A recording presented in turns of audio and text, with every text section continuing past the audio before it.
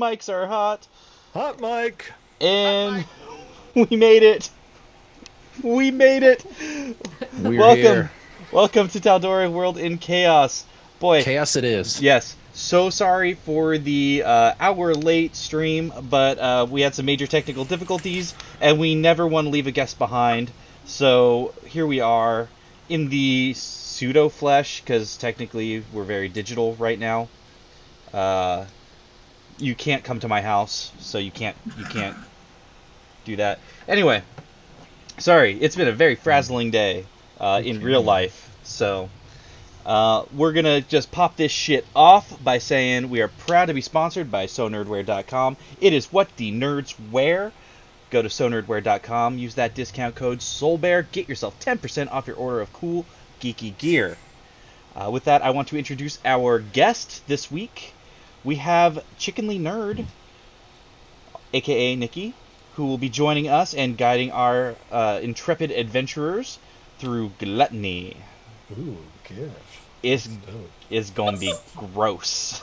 Yeah. Gluttony, that's exactly where I belong. Me too. Alrighty. It's so Canadian. Alright, so quick recap of last session. You had all taken a long rest after Kalashaw's horrible incident where he was convinced everybody hated him and wanted him to go away forever. Oh. And as you were all traveling, you were some of you were peppered by suggestions to go to the dark side and go be with the incubi and succubi for the rest of your lives, but you all more or less managed to resist before coming to the cookies. before coming to a sheer cliff that dropped into the Valley of Indulgence. Some of you went ahead of others, but you kind of ultimately all, one way or the other, got down the cliff really fucking fast, with the exception of Siegfried, who decided I'm gonna climb it because everyone kind of left him behind. Because Exactly. don't worry, I got you, boo. Friends forever, Yeah. you know. And while Siegfried was climbing down the sheer cliff, everybody else got to fight incubi and succubi. Some of you were charmed by them and were fighting your friends, and it was a whole deal. Before you were finally led to the Channel of Putrefaction. Yay. Which is basically a water slide of melted human fat and just feces and urine and every other horrible thing. Bile. Yeah, bile, pus, all of it. Blood. No blood, actually. No blood. Really? No Yeah, blood? No blood. Oh. Thank heavens. So, Thank hells? thank whoever. You could just thank me, I guess. Thank you, Brian. Oh, we're definitely thanking you. And with that, as you all take the water slide of hell down to the third circle, you all just... It's like, think of like algae at the bottom of a pool. I'd rather not. Like when your foot touches it, that like slippery sensation. That's what this channel feels like as you go tumbling down through the dark. So that means we're going pretty fast. You're going really fast. But it does start to kind of even out, and you kind of like grind to a halt at the bottom, and it opens up to about a 10-foot opening. And as you all come tumbling out of the Channel of Putrefaction, you find yourselves in this horrible rain. And the rain itself is frigid, ice cold, yet somehow greasy to the touch as the water hits you. And you realize that this water feels a lot like what was in the Channel of Putrefaction. And Sounds about Can right. I identify... So can I tell if it's a collection of things or one specific thing? I'll say go ahead and roll a nature check. Sure. 17. 17? This is melted human fat. Okay. Human grease. Yeah. Cool. Instead of bacon grease, it's baby grease? Is that what you're saying? Just it's like human grease. The rain itself smells of disease. And as you guys hit the bottom and try to collect yourselves and try to take shelter under an overcropping of rock, somebody notices you. Nikki, why don't you go ahead and describe what creature they see, or what person they see? Well, what you see is actually quite a tall creature, green, pointed ears, very red hair. She's wearing plate mail, has a big greatsword strapped to her backpack. Her plate mail is really ornate, like with scrolling and everything all over it, very fancy. And I think that's about all I can say, just from a distance, anyway. Yeah. So you see this creature off in the distance, and she seems to be eyeing you all. And you recall how you met the last soul in hell, and it's much the same look as you received before. I guess I'll point her out, and I thought there was only humans down here. Well, at least this is the human hell, isn't it? I think if we can get here, others can get here too. Well, that is kind of the reason we are here. that is very wise, Tori. Hey, who are you?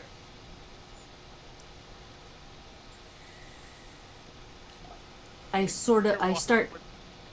Sorry. Go. 6'8" orc, green, great sword as well. Not as ordained. Lamar, your mic is super quiet. Sorry. No problem. I say, hey. Oh, Still quiet.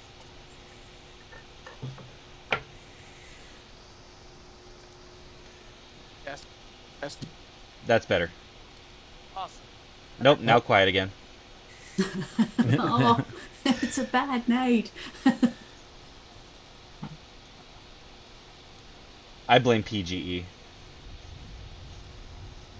Oh yeah, that whole thing's going on, huh? Yep. Big old F's for How's this? That's Whoa. better. That's way better. There you Okay. Okay. Hey, who are you? And Kakir starts walking towards her. You see a 6'8" giant orc man, a little rough around the edges.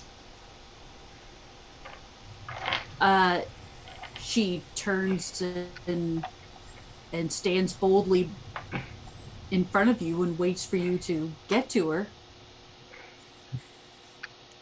Okay. Siegfried's not gonna let Kakir go alone.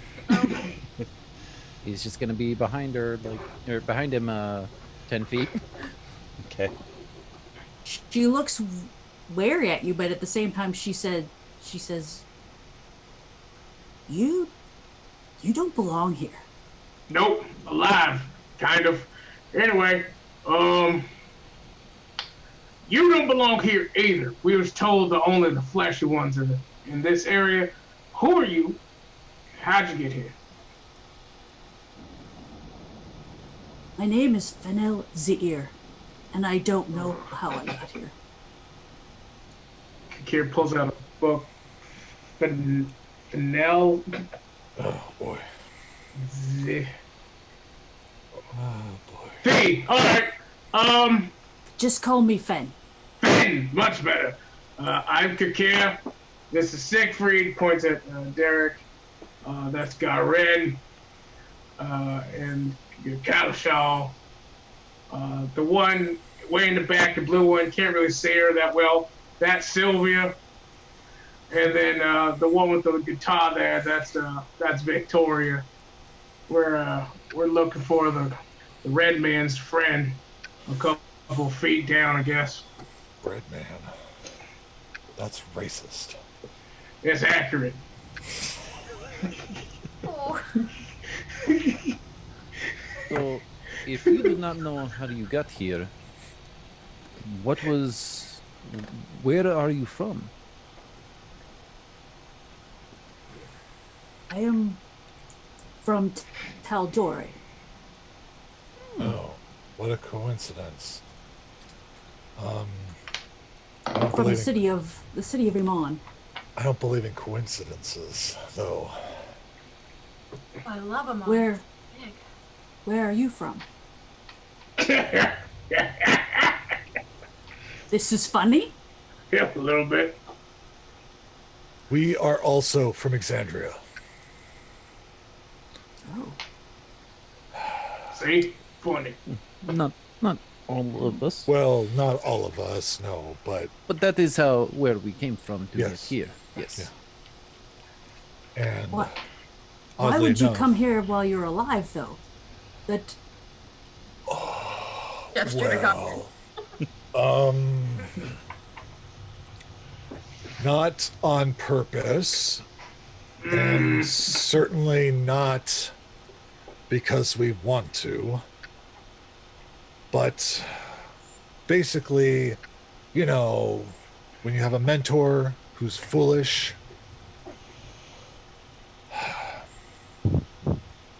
yeah, we're here to rescue someone who's in the 9th level, layer, circle, whatever the fuck. Oh, this place. It's fucking raining.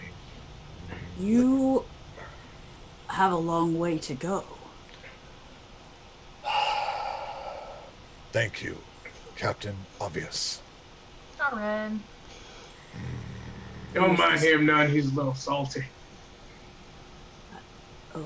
Okay. We've been through a lot the last couple of hours. We just lost a friend. Oh.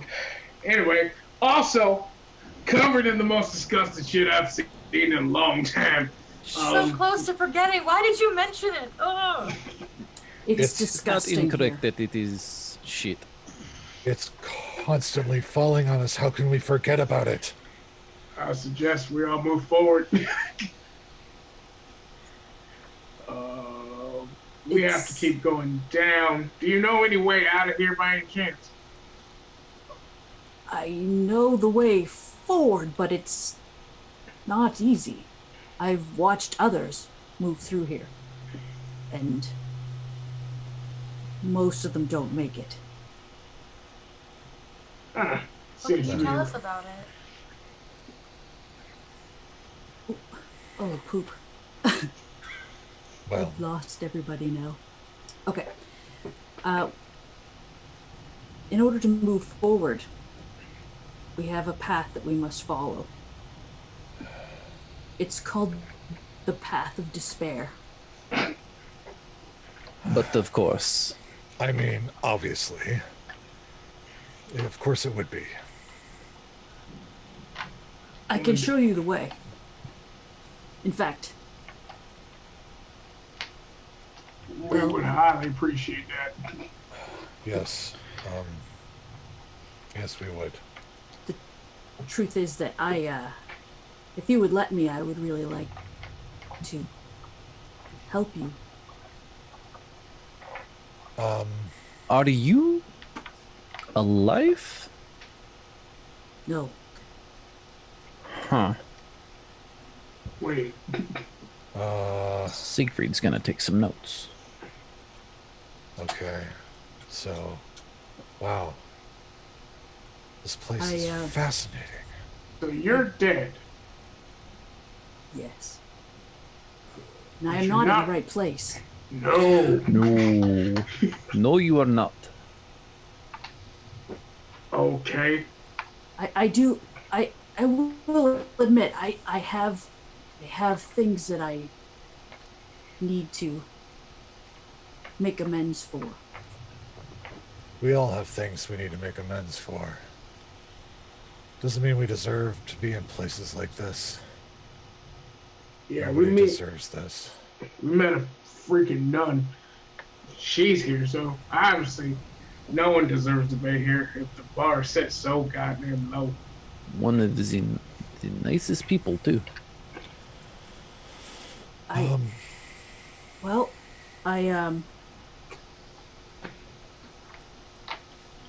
maybe by helping you, I might be able to find my way back to my god. Perhaps. Who would that be, by the way?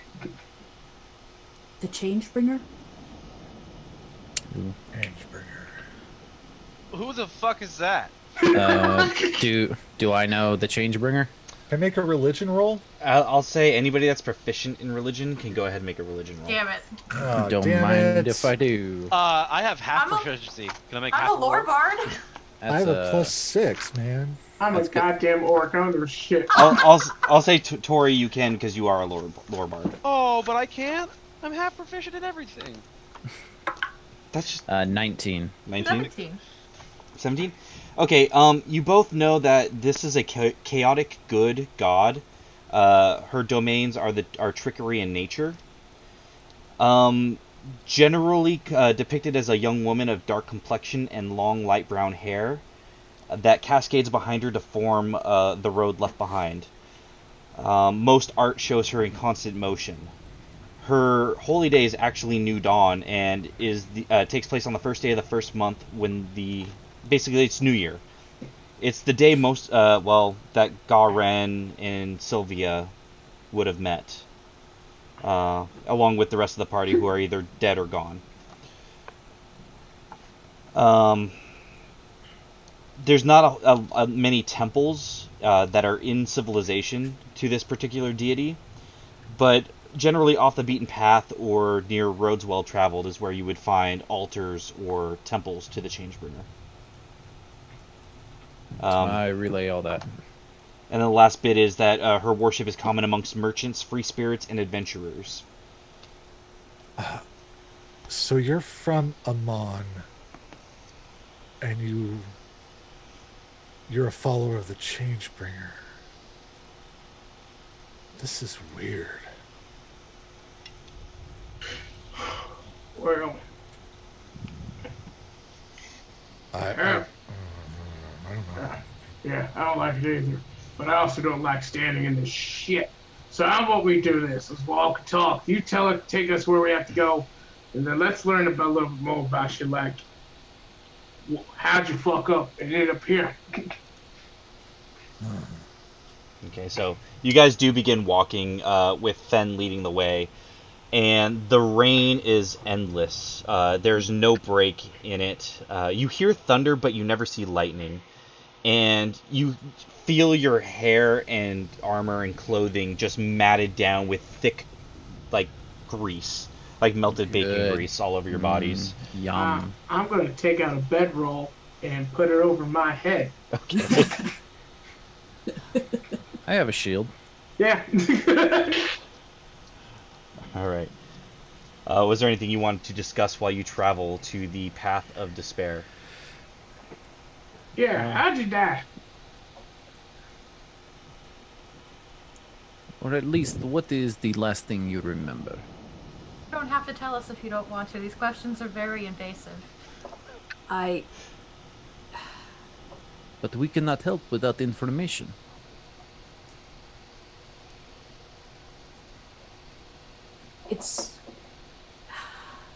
I want to tell you because I think that by sharing and admitting the things that happened, maybe that would be the start of making amends for the things that I did.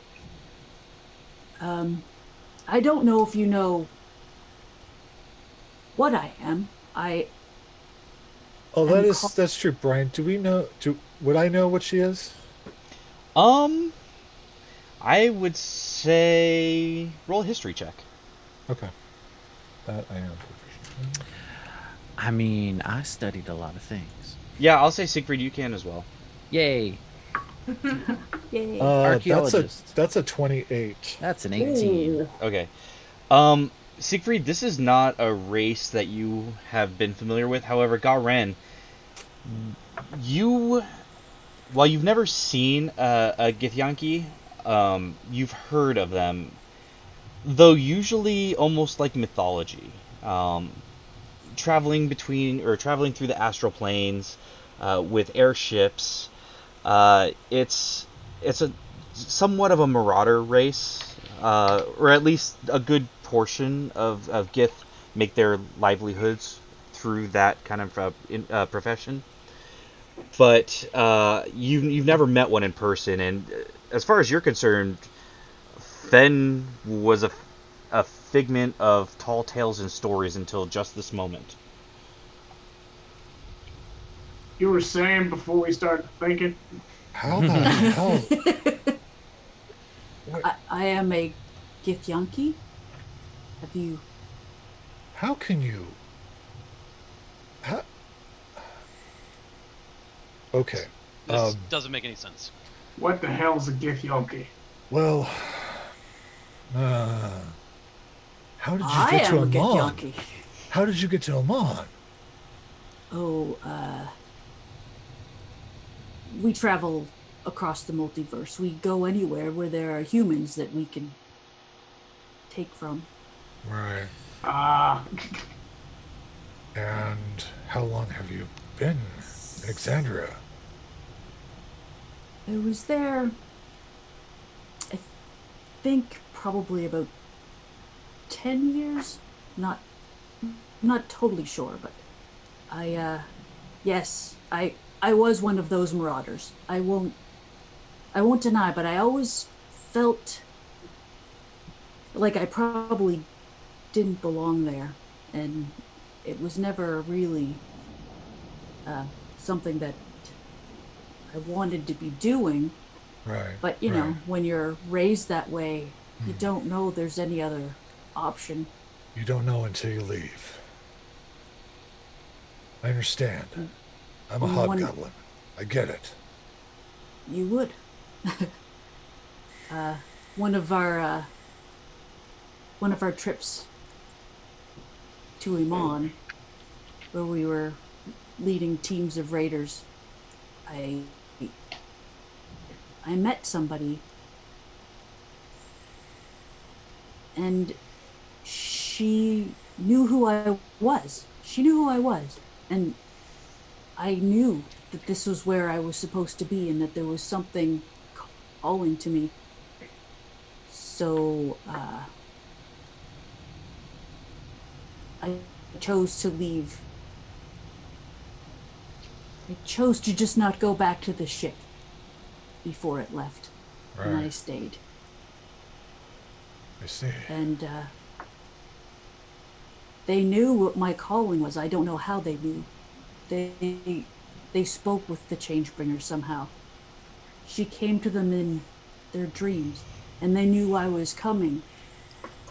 And they said there was something about my fate, something they needed to change my path, and that many lives would depend on that. So I started following the Changebringer. I believed them, and my life changed completely. Yeah. I just thought that an orc and an elf had a baby. I didn't know there was a thing called you. I can. She reaches up and flicks at her ear. I guess I can see how you would think that. As you guys are talking, you're getting closer and closer to what appear to be almost sheer walls. And upon closer inspection, they're definitely cliffs, but they stretch as high as the eye can see, and there don't seem to be any handholds or footholds or anything like that to climb. But you do see a narrow path in between the two cliff sides that you were approaching. I suppose that is the direction we are heading. I mean, it looks It's the like way we are despair, going. right? This is challenging. I have never seen, well, I know it's possible to get through, but it's pretty rare in the time I've been. Most people are pulled down. They disappear into the mud. What? Tell me everything. Hold down. Yes. As you are with your own despair, if you feel that way, right? I mean, if you feel really bad, I think that's what happens here. If you give in to your despair, if you lose hope, you'll be pulled down into the mud and you'll be gone. So it seems to me that the people who make it across here are able to somehow keep their faith, keep themselves buoyed, like they know they're going towards something better. You have to do that. You cannot give in.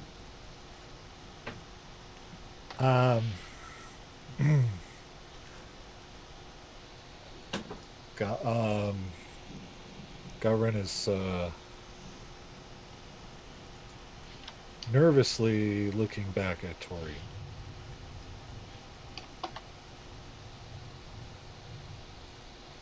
Okay. Do you have doubts? You got this, right? Yeah. Okay.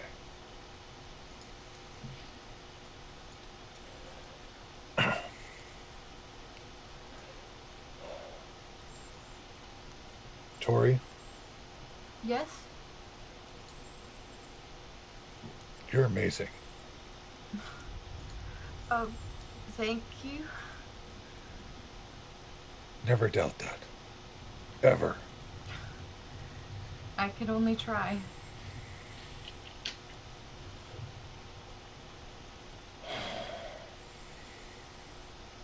Okay. Well, let's go for it. Very well. Are you All sure? right then. We're never sure, but Have to be now. we are definitely.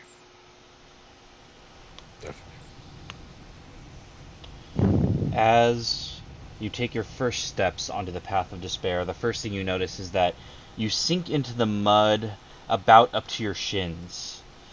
And the mud itself is also lined with like a thin sheer of grease as the rain collects atop it.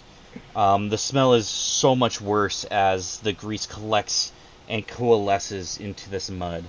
And as you trudge through, it releases a stench of human putrefaction. Blech. And at first, it's difficult going. It's definitely rough terrain. As you feel your like boots sinking in and sucking through the mud as you pull your feet out. And I need all of you. This is not a fight, but I need you all to roll initiative for me so I can keep track of something. Okay. You okay?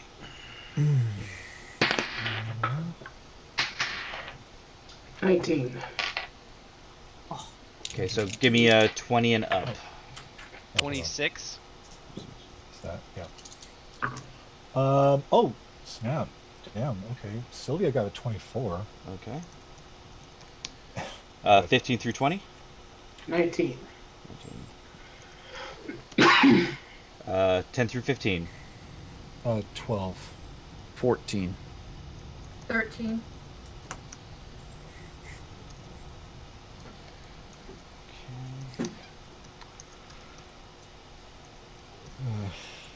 And what'd you get, Fen? 5. Okay. No problem. It's just an order of operations thing.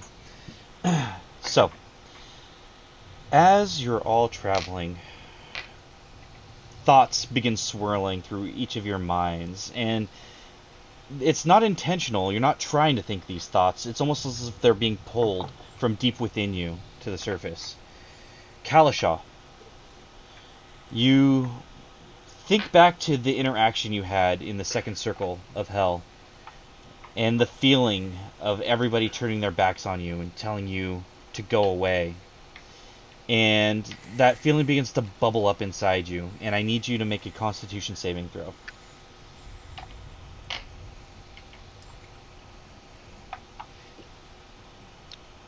Natural 1 for a score of 4. Wow. Okay. I'll make a note.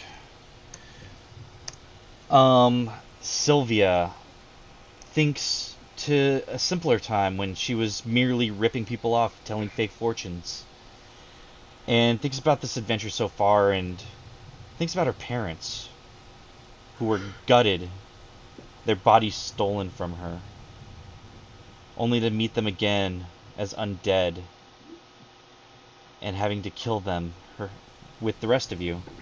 And I need Sylvia to make a Constitution saving throw. Okay. It's a 12. 12. Okay. Kikir, you think about this trip so far. You think of purgatory, you think of lust, now gluttony. And as the cold, icy rain pelts your skin and covers you with grease, you think back to your wife and your son that you left at home to go on this trip, and all you could think is you may never see them again. You might never hold your son. You might never kiss your wife again. And I need you to make a Constitution saving throw. I rolled a 1, but it makes it a 9. I did not see this going this way, I'm not going to lie. Oh no. We're all gonna die. Siegfried, Yeah. you think about Asarak. Oh, good. And Perfect. That's who I love thinking of. It enters your brain that he is still so much more powerful than you, and at a thought, he could rend your flesh from bone. Mm-hmm. And this group of people is probably the closest you've been to anybody that you can remember, even not just in recent times, but maybe your entire life. And how, just as a pleasure, he could kill them all right in front of you and you'd be powerless to stop him. And the despair starts to sink in, and I need you to make a Constitution saving throw. Just anything but a 1, please. That's going to be a 22. Okay. Not bad. I have a +8. I just need to roll anything but a 1. Tori,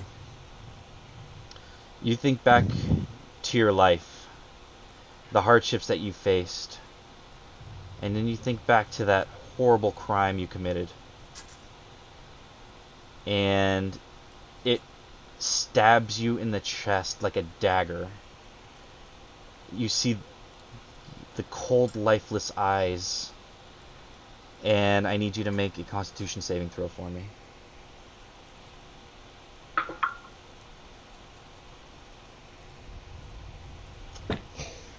Holy shit.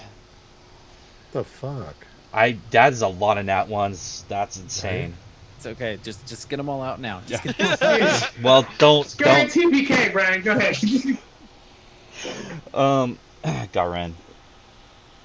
You also actually, out of all the things in your life, the hardships you faced with your father, with your elven lover, even with Tolinar, the thing that strikes you the most also happens to be Sylvia's parents. The first time you felt accepted into a family. The first time you really felt the love of a mother and a father, and how they were ripped away from you so callously and coldly. She never saw their bodies, at least not at first, but you were one of the first through the door, and that image will forever haunt you. And I need you to make a Constitution saving throw for me.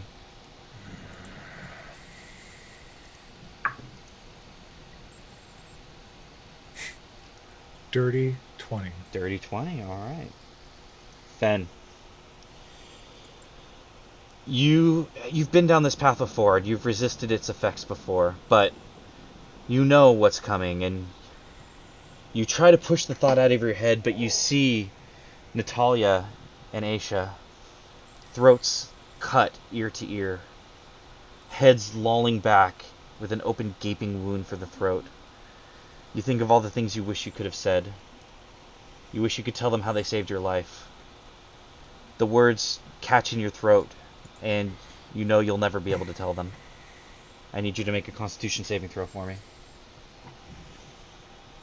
Mean, Brian. What's that?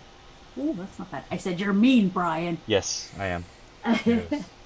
That would be. Oh, I get a dirty 22. All right. Yay. So here's what happens.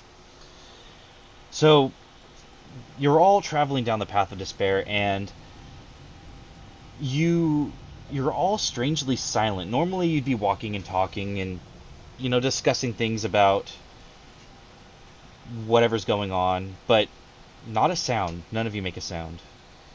And as you're walking, Kalashai, you feel almost like an icy grip around your ankle, and walking becomes more difficult. Same for Sylvia, Kikir, and Tori. Walking becomes a lot more difficult, and you begin to slow as Siegfried, Garen, and Fen make their way ahead of you, but eventually you notice that the mud's coming up to your knees, and then to your thighs. I'm going to say Siegfried, Garen, and Fen, go ahead and roll me perception checks for me. And it's at disadvantage because this particular area has your mind very preoccupied with other things and other thoughts. One of them's cocked, but I don't think I need to roll. Okay, well that's way. 19. 19. God, I gotta love this mace for the extra 26. 26. God. I got a +9, man. That'd do it. Garen? I got a 10. 10. I got Okay. no pluses. Fen and Siegfried, you notice that your friends aren't keeping pace with you. And you see Kalasha, Sylvia, Kikir, and Tori up to their waist in mud, and they don't seem to be struggling. It's almost as if they're letting the mud take them, like they're accepting their fate. I pointed out to whoever didn't notice. They are Garen. not. They are not. Guys, What? What? You must not give in. You have to try. Fight the thoughts. Are we able to go back and help them, or? Yeah, you can definitely try. Just let me know what you're going to attempt. We're going to go in initiative order from here on. So Siegfried, you would be at the top of this initiative round to try to help them. bless. Bless. Okay. So I'm assuming you're blessing all 4 of them. Yeah, I forgot there were 4, so I need to do it at a higher level. Okay, cool. Okay. It's at a second level. All right. So you cast bless. Garen, was there anything you wanted to try to do?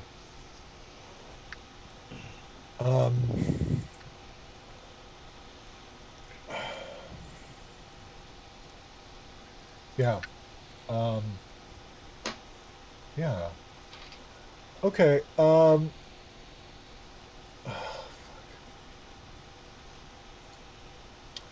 Nope. Nope. I would have to cast that as a ritual. Can't do that. It's gonna take too long.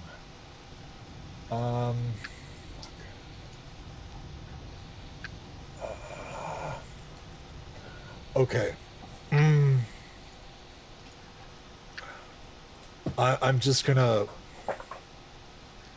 I'm gonna start walking back to them and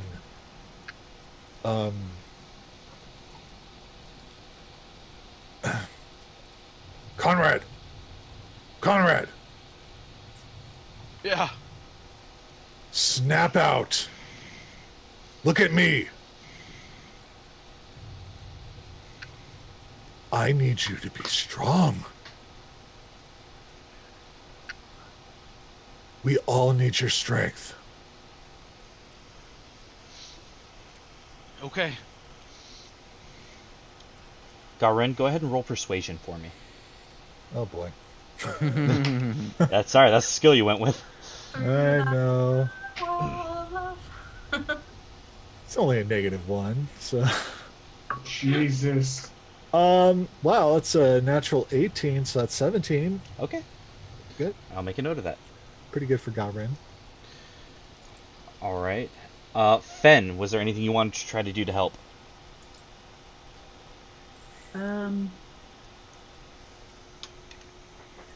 I'm probably going to move back to the first whoever is closest to me, and I want to try to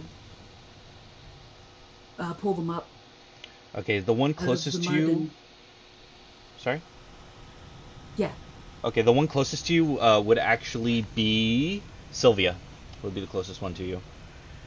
I'm going to try to reach down, and while I'm trying to pull her up, but also, you have things to look forward to. You can do this. You must, for your friends. Okay. Go ahead and roll an athletics check for me. That's not bad. Ooh.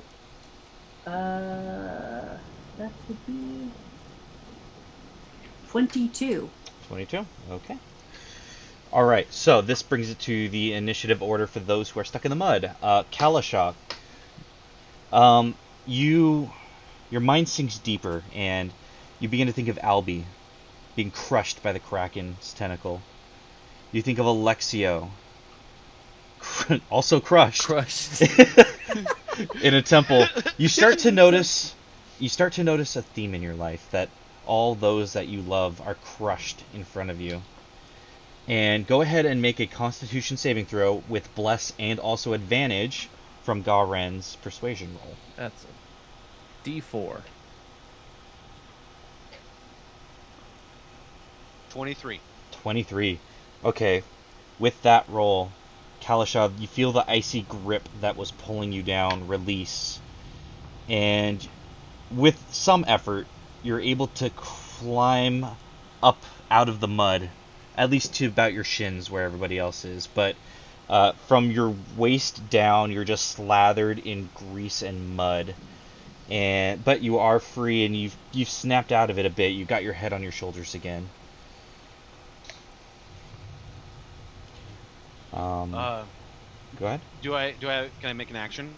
Yeah, what are you going to try to do? I would like to cast Calm Emotions on anyone else that's stuck in the mud. Okay, so you've got Kakir, Sylvia, and Tori. Mm-hmm. Let's see here. Is there a way that I can get within 20 feet of each of them? A 20-foot radius? Yeah, it's a pretty tight. Okay. It's a pretty tight path. So. Okay.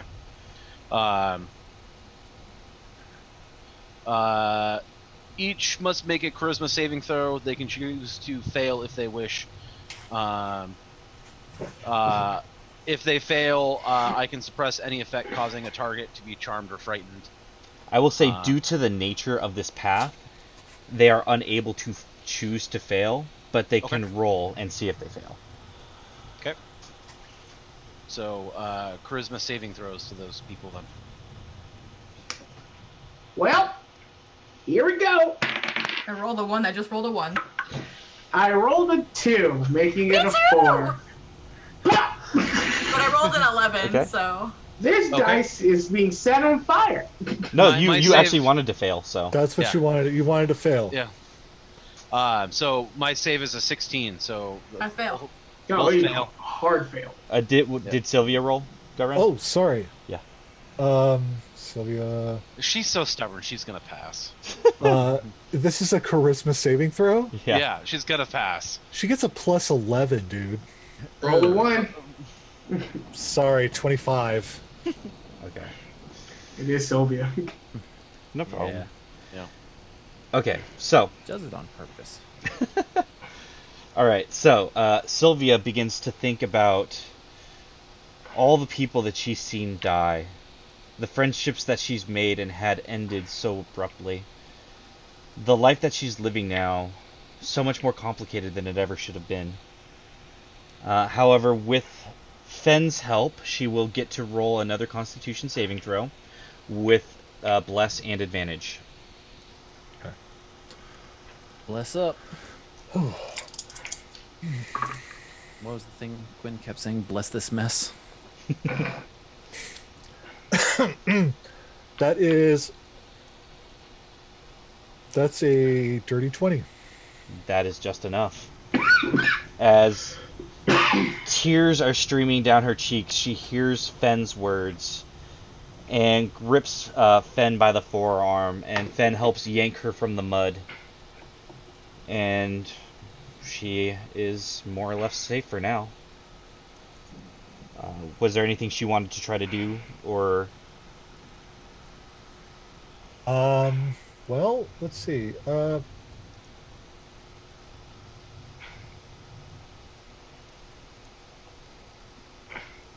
Man, her spells are messed up. Do you know who we play with? Fucking warlocks, man. Yeah, for a reason. Yeah. No, I think so. No? I can't really. No. Yeah, I can't really think of anything. Okay, Kakir. The mud is caking around your waist, and as you sink, all you can think is, of course this is how I'm gonna go. My wife, my beautiful son, they're never going to know what happened to me.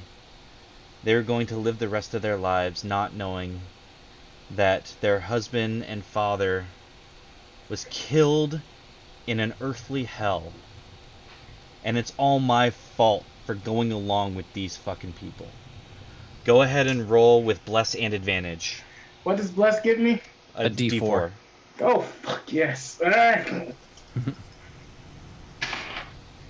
And advantage, so I'm gonna. So that's either a. Well, at minimum, it's gonna be. Math is hard. 21. So at minimum, it's 21. Okay, that's what you need. Okay. So That bless was helpful. Yay. You choke back tears, Kikir, and you find your inner strength, and you manage to yank yourself from the mud as well. And all you can think is how desperate you are to survive this ordeal, to get back to your wife and child. I grip my book a little tighter. Alright. Well, Siegfried definitely wants to take a mental note about this mud so he can write about it shortly where the pages might not get covered in grease. It'll be a while, but fair enough. Yeah. Tori, you think back to your past, to your history. You think back to that man, the things that he did to you, the things that you did, and the despair washes over you thicker than this rain. And I need you to go ahead and make a Constitution saving throw with Bless and Advantage. I am. Because of calm emotions. Also, anybody within 10 feet of me would get +3. Alright, Tori. I know what you are! Yes! You would be within 10 feet, Tori, so. So, advantage, D4, and plus 3. If you say Dirty 8, 20.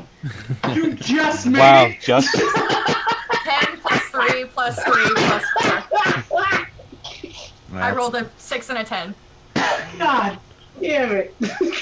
Tori, you, almost in a daze, you shake your head and you clear your mind, just for a brief enough moment to pull yourself from the mud. But you do manage to get free of the mud, and your minds, for now, are quiet. None of you know what the other was thinking, and none of you know why some of you sunk into the mud and gave in to such despair. But thinking about your own personal demons, you know that whatever it was wasn't good, and that you all have your own personal hell that you're dealing with down here.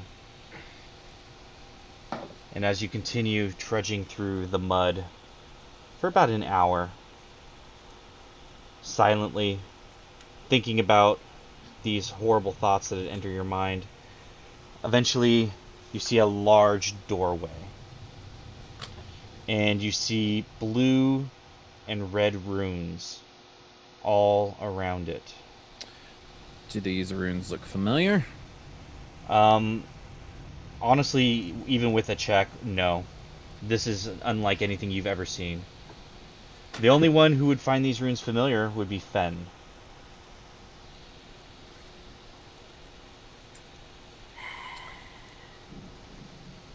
Well, big door is ominous.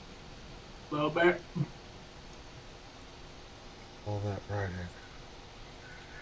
I don't suppose any of y'all know what this shit says, do you?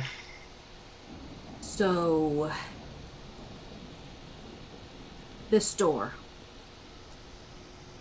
I have seen people have their skin flayed as they moved through it. Oh. This is a door of penance. You have to offer something. Brian. For clarity, Fen, you would know that the door of penance, through the things that you've seen, the only people who have passed through it that had their flesh flayed from them were ones that had sunk into the mud. Those who did not give in to despair and traveled the path righteously are able to pass through the door of penance without having to pay penance. But those who gave in to despair are so racked with guilt that they do have to make an offering. And you know that the offering can be either a personal item that is held very dear and close to them, or a piece of them. Be it a finger, a toe, an ear, a nose, a tongue, something.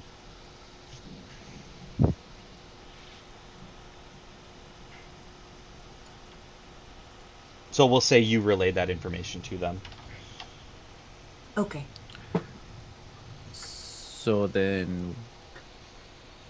Okay. Damn it, Brian. Love you. I have to make this decision for Sylvia. I told you you're going to have to make some hard decisions for her tonight. Bag of tricks, bag of tricks. I guess. Now keep in mind, just because I'll only tell you this once, and then let you make your decision. It has to be something incredibly important and dear. Yeah. Not necessarily valuable. Yeah. If it's something valuable and it's not close and dear, and you walk through the door, it will be an insta-death. But valuable is important to Sylvia. Right? Anything of value.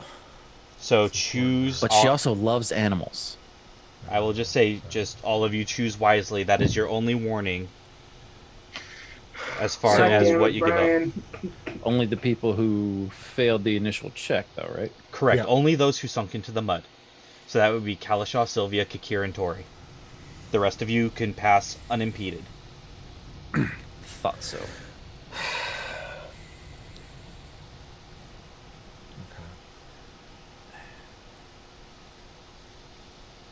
Welcome to hell. All right.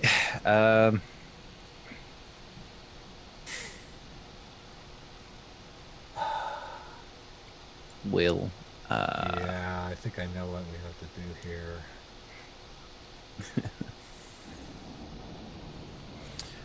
So, who would like to go first?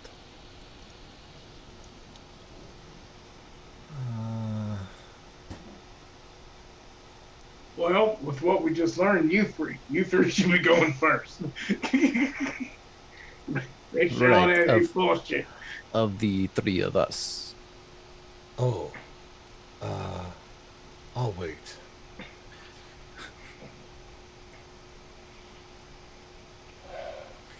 Will, I suppose. Not everybody move at once, goddammit. I'm putting a lot of faith in. Can we see over here from the other side? You can see right through it. It's almost like just a large arch. Oh, then Galren will just walk right through. Okay. Garen walks through and nothing happens. Okay, cool. Now Sigrid will walk through. I just wanted to. I just want to be able to see them. I don't, don't be a little bitch about it, man. God. All right, Siegfried walks through and nothing happens. Go on, Finn. I got these four. These three. Yeah, I'll walk through. Okay, you walk through and nothing happens. Kalish will look at the door and he'll look down.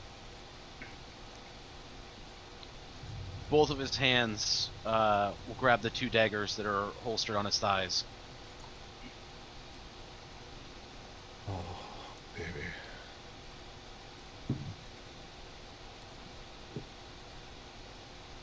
I gave everything for one of them.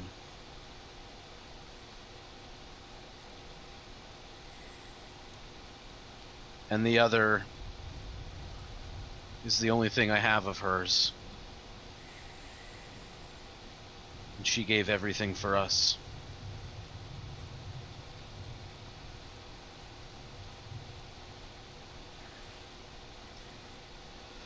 But she'd be so mad if I lost it again.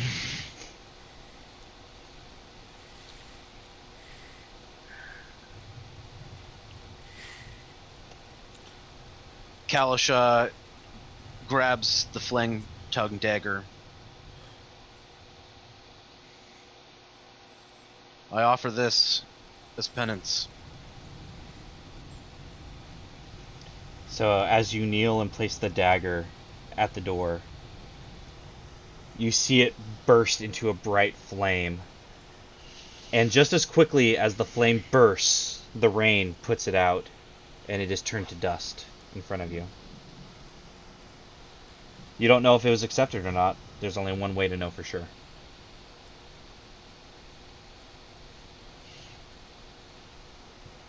Kalisha will turn to Garen. I hope that was enough. But if it wasn't, I want you to know that I love you.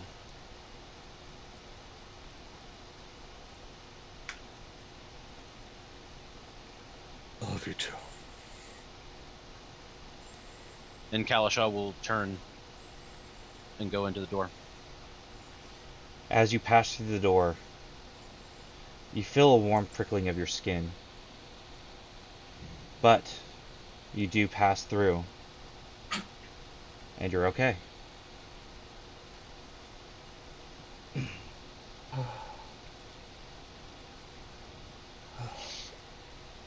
sorry you had to give that up.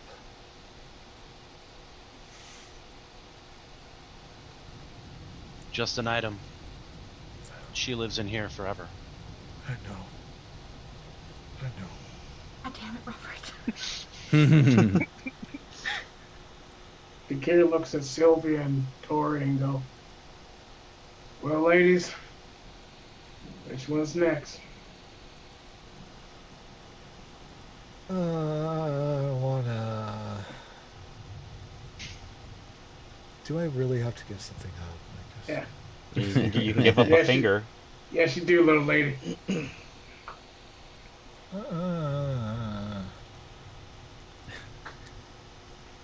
I don't know.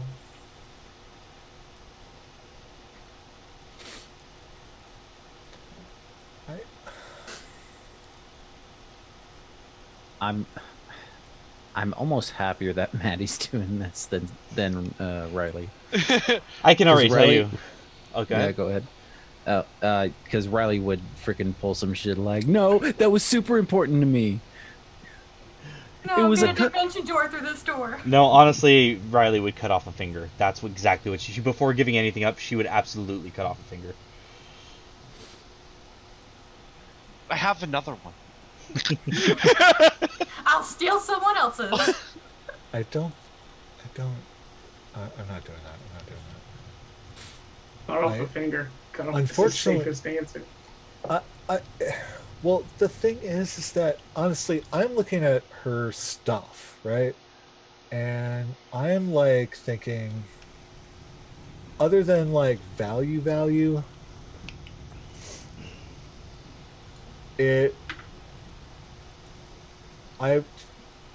there's probably some sentimental value for the shield.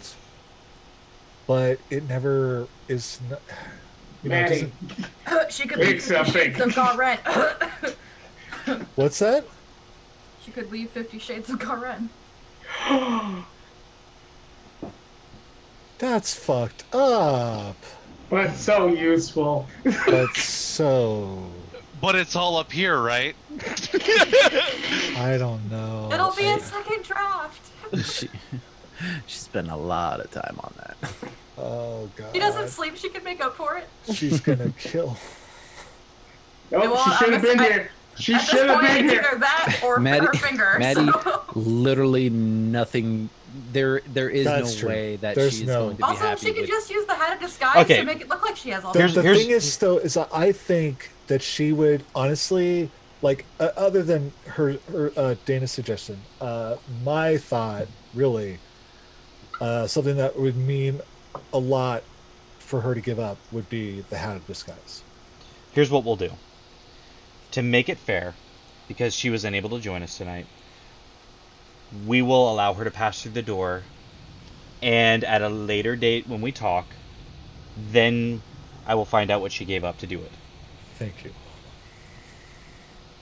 That is the fairest thing I've ever heard. GG, Brian. Remember that when you face the monster. Oh, yeah, I know this is gonna be shit. When we all die. Okay, so we will say that Sylvia passed through, and I will find out from her what she gave up. Leaving Tori and Kakir. Okay, looks at Tori. Alright, little lady. They need you more than they need me. I don't know if that's true. You've killed the baddie every time I've seen you fight. They need you more than they need me. That's really not true. Come on, little darling, you got this.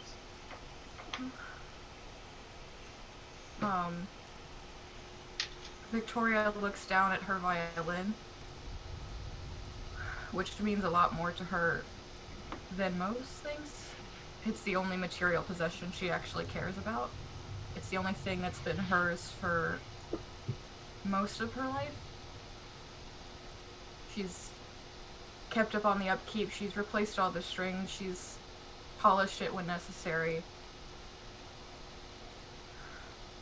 It's the only part of her that she keeps on the outside. And she's gonna lay it at the foot of the door and hope that it's good enough. As you lay the violin down gently, you see it burst into flame. And as the greasy rain pours over it, the ashes of the violin are washed away. Not a remnant left to be found.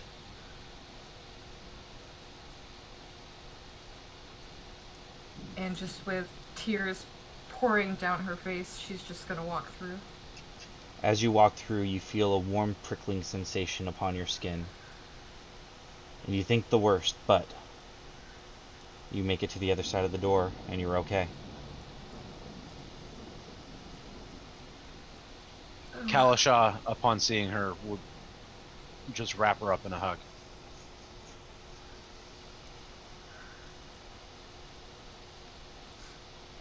Yep. God damn it. Kira walks up to the door, pulls out apparently a great axe that he's had. He puts it down. He also takes a hand axe that apparently he had, and he puts it down. But he also pulls out his book. I've been working on this book since I've known Sandra. This has been the key to my chance of redemption. Every word, every thought I've ever had for her is in this book.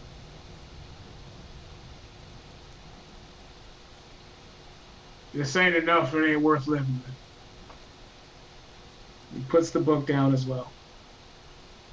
He looks through the gates and say, if this fucks up, I hope y'all motherfuckers know how to dodge.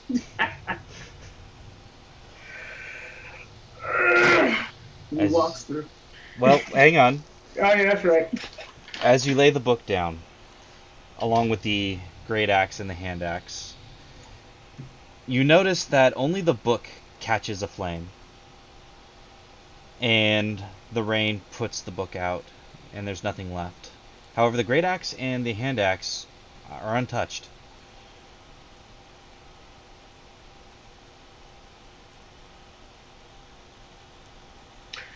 He still leaves them, Okay. and he walks through. Much like the rest of the party, you feel a warm prickling sensation on your skin, and it worries you for a moment. You have a moment of panic and inhale sharply, but you do make it to the other side of the door, and you're alive.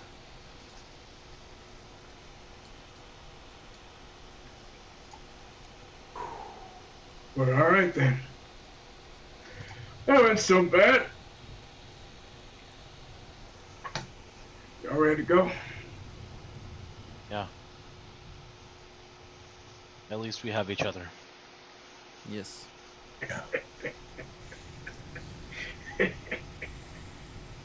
You are all so wonderful. Somebody I cared for a long time ago told me that what I'm seeing here with you, it's called family. It's something that I've never, I did have, but I lost it. You're all very lucky. Family's what you make.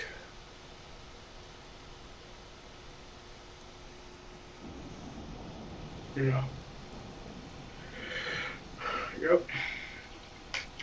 I just pull my lyre out of my case since it's been in storage, and I just hold it to my chest.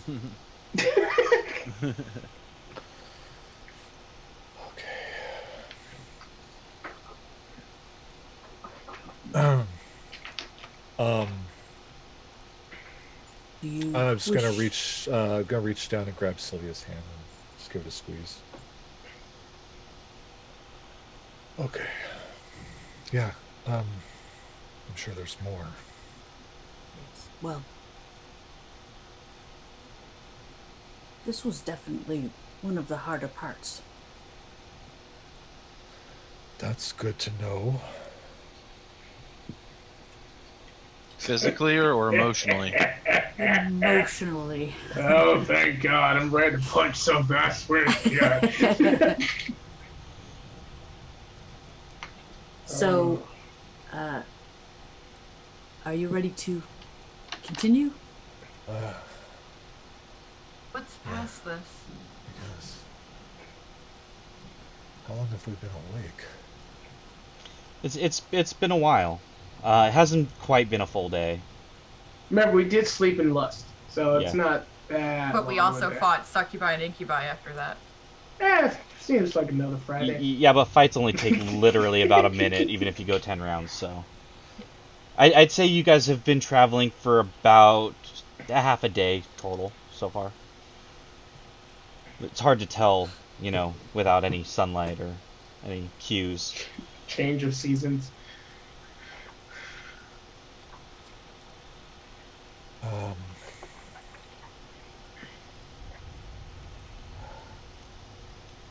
Yeah, I don't know.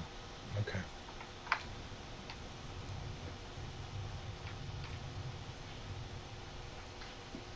We'll lead ahead when you're ready. Yeah. Kikir takes front watch. Doesn't want the others to see him cry. Okay.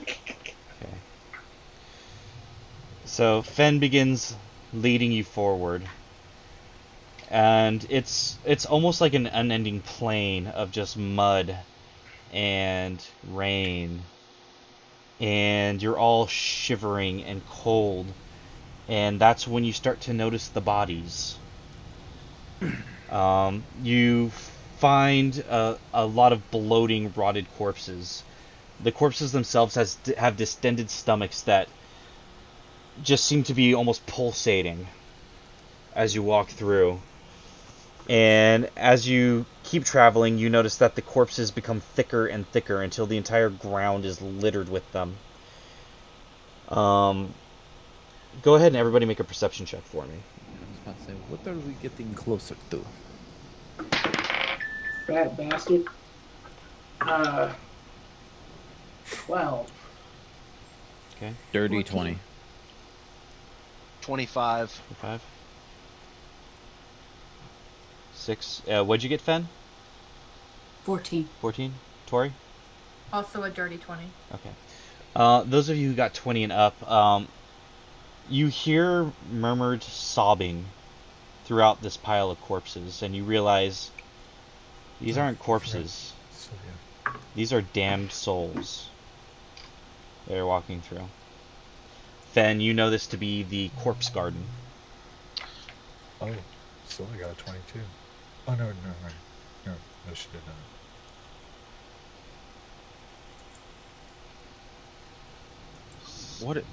What is this?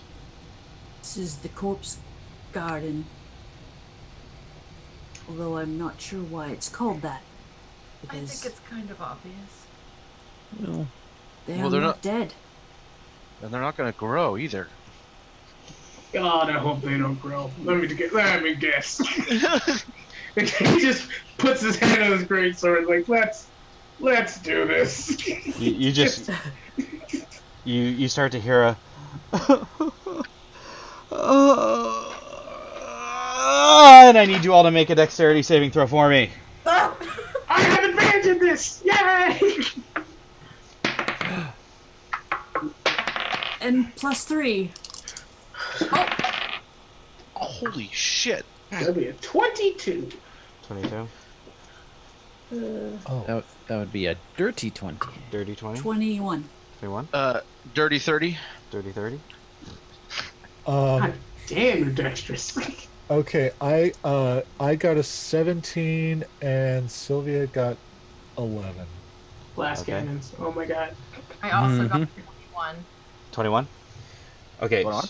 So 20 and up will take half of this. Anybody under 20 will take full. Does that mean Uh, Kalashaw takes none? Yeah, if he uses evasion.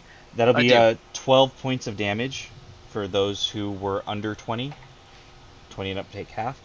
As 3 of the corpses around you, the distended bellies explode into a shrapnel of bone and pus and methane. And it's the rib cage shrapnel that really does the damage to you. And you start to notice as you look throughout this corpse garden that stomachs and bellies are exploding periodically off in the distance. You just see them, and then you also notice that some of these corpses are beginning to like melt into the ground itself and become part of the mud.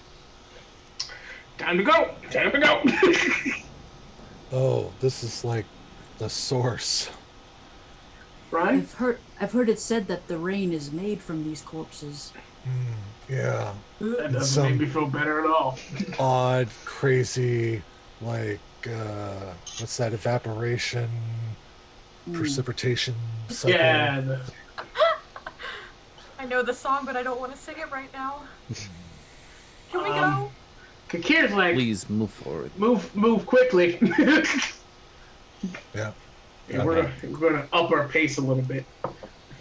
Okay, so as you guys are trudging through, there's no moving quickly through the corpse garden, because you're literally having to step onto and into the corpses to move your way through. There's no real space in between where you can actually see solid ground.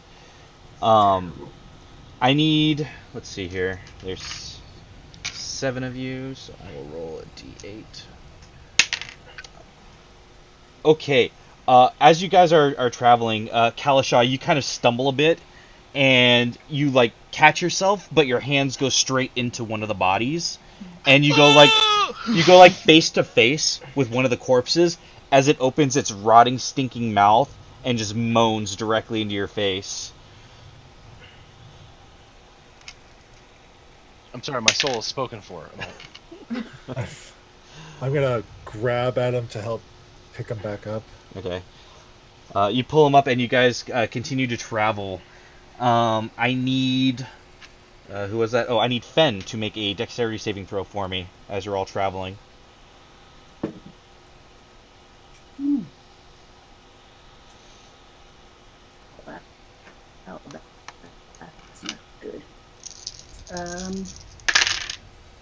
That's.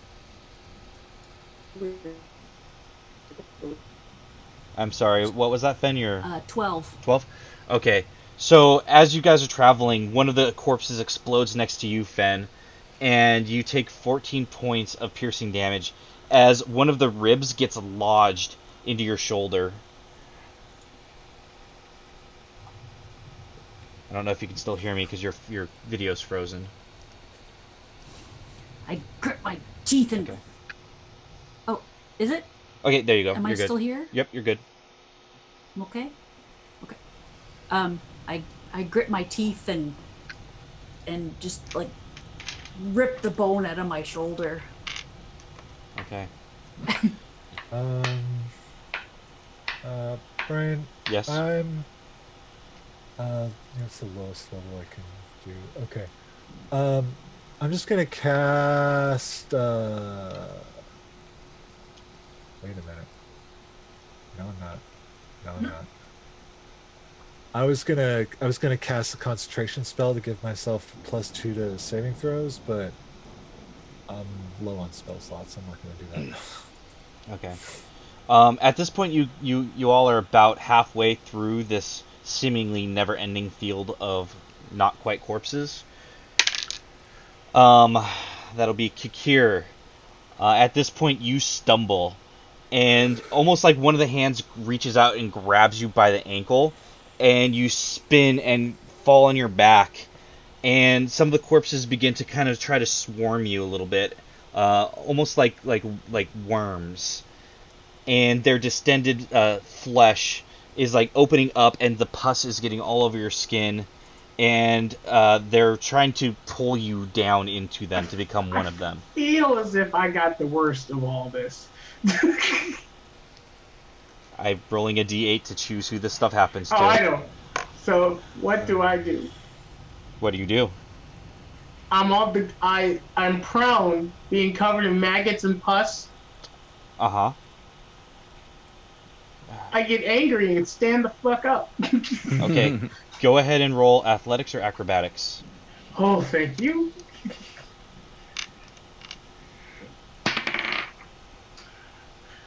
$25. 25. Okay. You put your hand into one of their faces, and you feel like the palm of your hand sink in to the upper mandible. And you feel like teeth break off, but they don't like snap off. It's almost like they just slush off like an old pumpkin. As you manage to pull yourself and push yourself free and continue traveling through the corpse garden. I need Tori to make me a dexterity saving throw, please. Natural 20. Okay. As you all get towards the end of the corpse garden, Tori, you will take 5 points, is reduced to half already. So 5 points of piercing damage as more bloated bodies begin to explode around you. Ugh. Until eventually you're all free. However, as you make your way to the other end of the corpse garden, you all see a very large dog. Dog? Oh yeah. Oh no. Oh yeah. Or what once appeared to be a dog, as this dog has 3 heads, each head as large as one of you. Its body, hang on, I've got this written down because it's a pretty good description.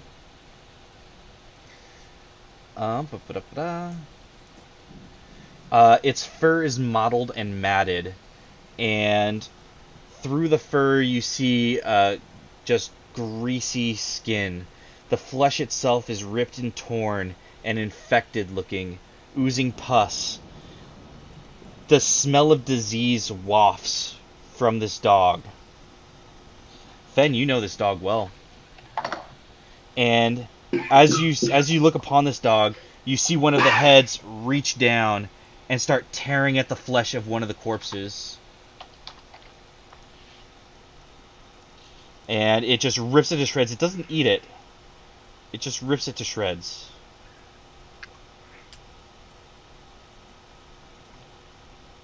And Fen, you know that this is the only way through to the next circle. This is the only way to get through. But of course it is. Well, is it friendly? No. Uh, As far as I can tell, not even remotely. Checks. Well, Kakir pulls out his great sword of sharpness. Well, I have certain feelings right now. Does anyone feel like taking this motherfucker to the pound? I have no feelings either way towards that. Anybody else against it? As long as it's not in our way, it's not an issue. It is directly in your way. Pretty sure it's guarding where we need to go. And you hear, it doesn't bark, it doesn't roar, it coughs, and you just hear, and you see just mucus, thick mucus fly from its mouth as it looks in your direction hungrily. And I'm going to allow you guys to position yourselves how you'd like. We'll say, Kalasha, you can position yourself first. This is all like streams of mucus. And this is all mud. All the black is mud. Where would you like to be? Yeah, in the mud. I'm not super interested in mucus to mucus contact right now. Okay, so like right like here or further back? Right there's good. That's Okay. solid. Siegfried, where would you like to be in relation to Kalasha? I'll be 10 feet south of him. Okay. Tori, where would you like to be in relation to them? Behind Siegfried. I'll place her last. I have a shield. Garen? I'm going to say about 20 feet east of Kalasha. 10, 15, 20. Okay. Kikir. One space northeast of Kalasha. Northeast of Kalasha? Yep. Right here? Yes, sir. Okay. Fen? Oh gosh. And I can't remember what anybody's name is, so like who everybody is there. We've got Kalasha, Siegfried, Tori, Kikir, Garen. Right to the west of Kalasha. West of Kalasha? Like that? Yeah, that's good. Okay, and where should I place Sylvia? Place Sylvia. Next to me. I'm gonna say next to Tori. All right. Yeah, that works. Yeah, that's what you would do. Alrighty then. In that case, I need everybody to please roll initiative. Fuck. Yes. 22. Oh God. Thank God. Okay. I rolled low my like I God. wanted. All right. Ooh, that's not bad. What the fuck, dude? Every time I roll initiative. Gonna cry. I'm so glad I get advantage. Okay, I need 20 and up. 22. 28. God damn, shock. I don't think he's ever rolled low on initiative, ever. God. And you got He's a swashbuckler, of course he 22 does. kick here? I got 22. 22, okay. 10 through 15. No one. Nice. 10, Yeah. 10 through 15? Yeah, 11 for Sylvia. sorry. Oh, you know what? I forgot the 15 through 20, though. That is right. That's what I thought. Yeah, Yeah. okay. Oh, I Anybody? also got 11. Anybody Guys, else? 15 through 20. Oh, I got 13. Okay, yeah. Guys. Oh my Yeah. God, so slow. All right. So 5 through 10. 8. 8. 5. Again. Okay, so that is. Those sound like paladin initiatives. Nope. Those are the ones that I get when I roll my pally. Cleric. Okay. Kalasha, you will be at the top of the round, sir. Okay. So big dog, in the way. We need to be over there. We need to get past it. So I'm gonna do a very Kalasha thing, and I'm going to throw Whisper at it. Okay, so Whisper, it'll be at disadvantage from this range unless you want to move forward. Does the mucus? It is rough terrain. This whole area is rough terrain, though, really. Oh, okay, but does it have any other negative effect besides being rough terrain? You don't know. Besides being gross. You don't know. Okay, I don't know, so I'm not gonna risk it. I'm just gonna roll with disadvantage because Okay. I'm Kalasha. Risk it for the brisket. Rest in peace, Commander Brisket. Hey now. Mr. Dungeon Master, does a 26 hit? Yes, it does. Excellent. So, and I'm assuming you're bamfing over. Yeah. I'm gonna bamf. Okay. Which is probably gonna be my undoing. It's not a great move, I'm not gonna lie. Okay. Let's see here. That's what Kalasha would do, right? It's a Kalasha move. 25 points of damage. Alright, not bad. As you throw Whisper, you land it right in the chest of this giant dog, and you bamf over and yank the dagger out, and as you do, it's almost like lancing a boil. As, like, pus oozes out over your hand. It's real gross. Perfect. Was there anything else you could do? I'm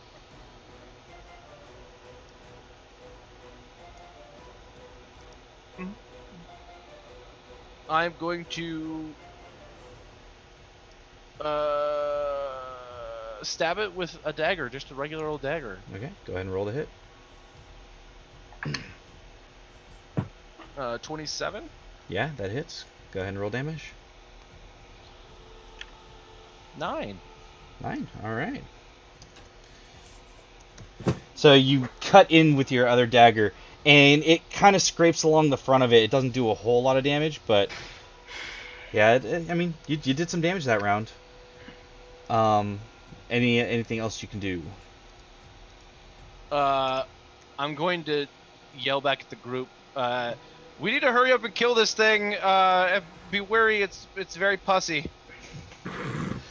Alright, Cerberus is going to use one of its legendary actions to bite you. For its... Be wary of the pussy. That'll be a 30 to hit. Yeah, 30 will hit. Okay. So that is going to be...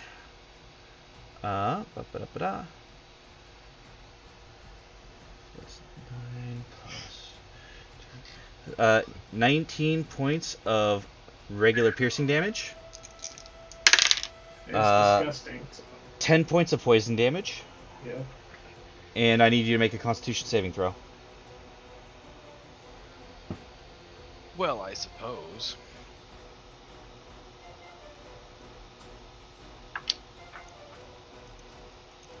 Uh, 17. 17. Okay. As the diseased, one of the diseased mouths clamps down onto your shoulder, you can feel the disease pumping into your blood, but you manage to shake it loose and resist it. That will bring it to Cerberus' turn. Oh no. Yeah. Oh, rip me. Well, I mean, will. It's not going to feel great. So first attack is gotta be a fucking lot, like a 32. Yeah, Brian. I'll do it. I rolled a natural 18. I don't know what you want from me. Okay, that's 11 points of piercing damage. But 19 points of poison damage. Wow. I rolled a 9 and a 10. Wow. And I need you to. Yeah, sure, man. And I need you to make a Constitution saving throw. Yeah. Okay. 18 this time. Okay. That's another success as it takes its next bite on you, and that is a 17 to hit. No siree. On this next attack, I'm just gonna scream "Bad dog" and cause disadvantage. I'm assuming it has a third attack. What's the range on it? It's just a bardic inspiration. Is there a range on that? Which is 60 feet. So, Yeah, you're within it. 5, 10, 15, 20, 25, 30, 45, 50. Woo! Just barely. Just barely. Hey! Alright, that'll be a 28 to hit. Go ahead and roll your It Bardic is- Inspiration. Now a 20 to hit. Okay, 20 misses. 20 misses. Okay, so it goes to bite down again. So one bite, one head reaches down, clamps down on your arm, and starts to shake you. And as you get pulled to the side, one of the heads comes down and tries to bite it right where you just were. Just as the third head is about to come in and bite you from the other side, Tori yells "Bad dog," and it gets its attention for just a second, and it misses you by a hair. You can smell the fetid breath as it just right next to your face. And that will be the end of Cerberus's turn, bringing it to Kakir. Kakir's getting into the battle, but he has only 40 feet of speed. So what is? He can walk. So put me up there. Okay, so because it's rough terrain, your movement is halved. Yep. So. Not me. Not you. Not me. No, you're right here. There So you go. 5, 10, 15, 20. Right there is where that would put you. Wow, rough terrain is terrible. Yeah. Wait, 40 feet of movement speed? Half How your much? rough terrain is half your movement. God. All right. Well, Move. nope, don't need to. He takes his hand axe. By the way, he was angry from falling before. I did say I'm raging. He takes his hand axe. and Well, he did you rage at the beginning of this battle? Because rage only lasts like a minute. Oh, okay. I will rage then. Okay. So your bonus action is to rage. Yep. I'm gonna take the hand axe and I'm gonna throw it at it. Okay, go ahead and roll the hit. But there's this weird chain that's attached. What's to the it. range? Is it 20 feet? The range of that is 2060. Okay, so 5, 10, 15. Yeah. Okay, it's just within range. Okay, go ahead. 25. 25 does hit. Go ahead and roll damage. That is 11 plus. Is this a strength weapon? Yeah, hand axe. So 14 points of damage. 14. Okay. As the hand axe hits it, you notice it doesn't seem to do as much damage as you were hoping it would do. It kind of just like almost bounces off him. You could tell it did some damage, but it wasn't a whole lot. Well, what Kakir was really concerned about is there's these weird ghosts that's just popping out of his ass. That's just like, All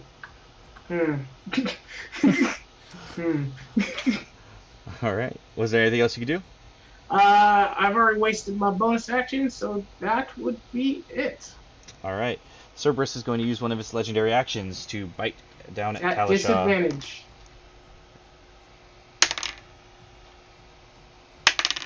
That is going to be a 27 to hit. Oof. Wow. I did my rolled. best. I rolled real good rolls. I did my best. Okay. 14 points of piercing damage. I'm gonna use Uncanny Dodge on this one. Okay. 8 points of poison damage. Yeah, okay. And Constitution saving throw.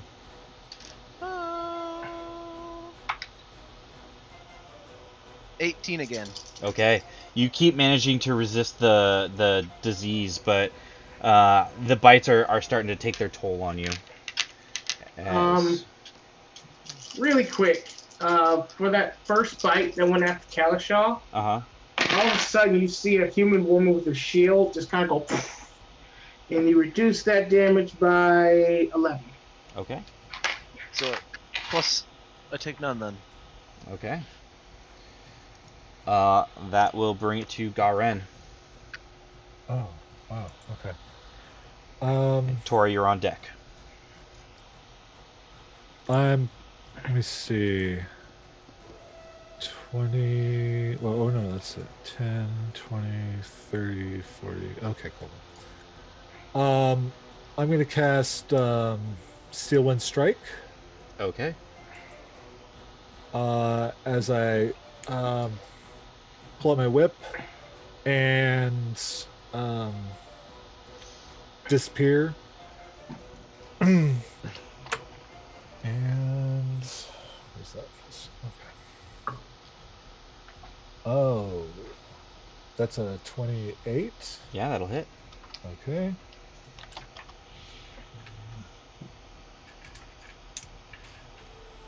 Come on. There we go.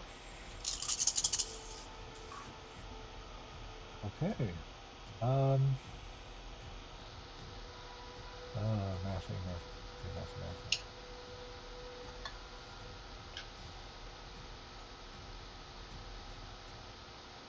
That's 34 points of force damage. All right. And then I'll just reappear where it was. Where you were? Yeah. Okay. So you just see wounds opening up in front of you, Kalashaw, as more pus begins to pump out of the Cerberus's body.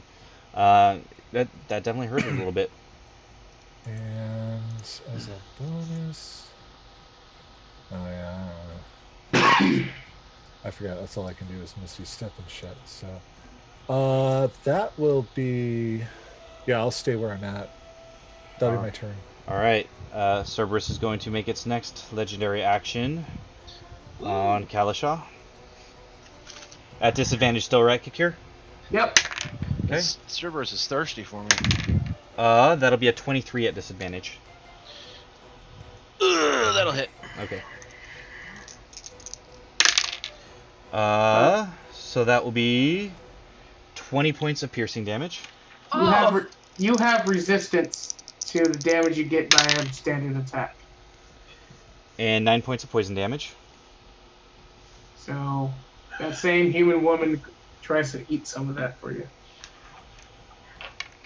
And I need you to make a Constitution saving throw. Mother, father.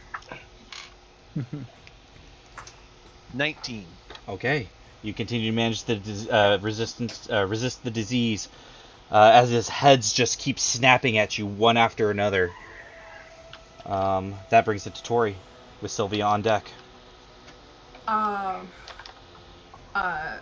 Tori has her lyre out and she starts strumming, and as she starts strumming, like pinkish, purplish light starts dropping over Cerberus, but not Kalashaw. And I'm going to cast Fairy Fire on Cerberus. Okay. And it's a dexterity saving throw, right? Yes, please.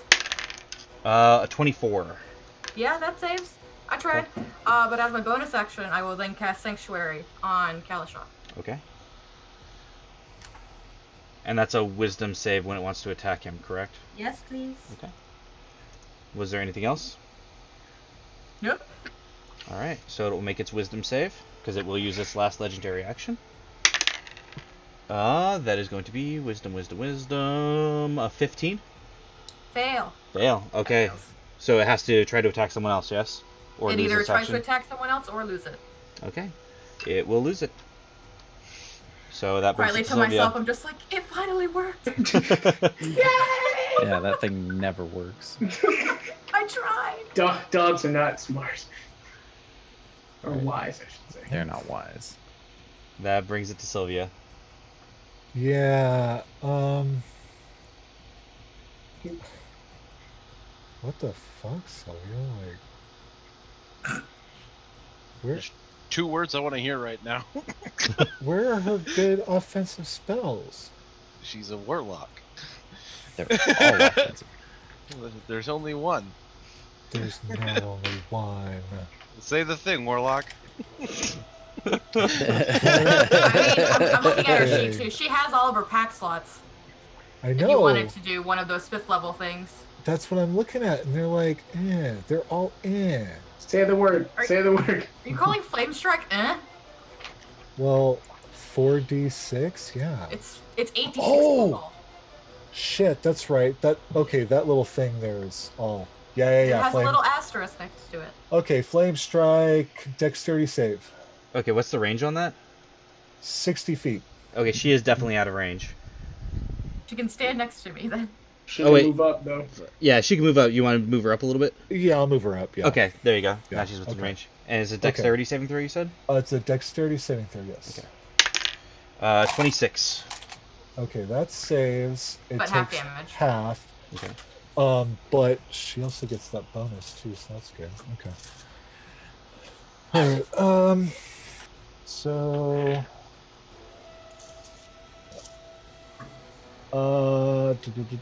15 plus 5 is 20. So, half would be 10 fire.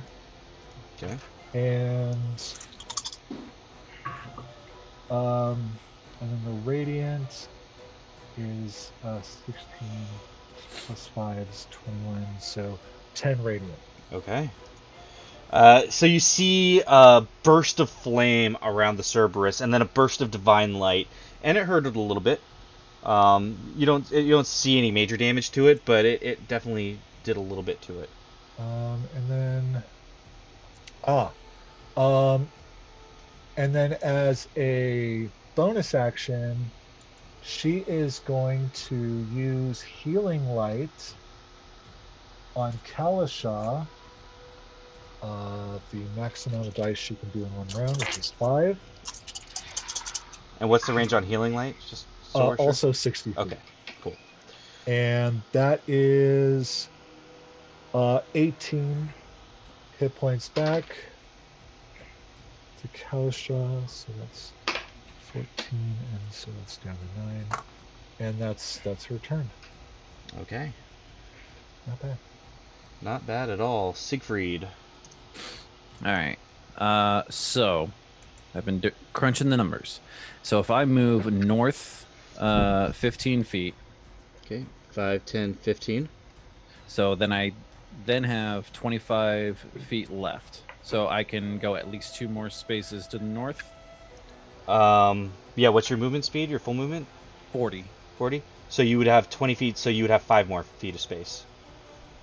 Half movement because of the terrain. 5 of 20 is a quarter, not half. You just move 15. If you move an additional 5, that's 20. That's a this half. whole thing is... Yeah, the whole thing. The whole thing. Because it's all mud. It's all mud and mucus. I thought it was just the mucusy area. Yeah. Son of a bitch. Really? Yeah, the mud too. Yeah, everything. Yeah. Okay. I'll continue to move 1 more to the north then. Well, this... am I within 30 feet of Kalasha? 10, 15, 20, 25, 30. No, you're just out of range. In that case... Okay.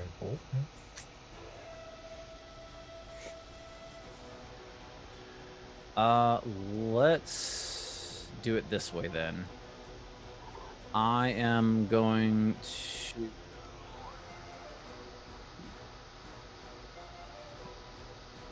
bonus action healing word at a 3rd level for Kalasha. Okay. So Kalasha will get... So that's...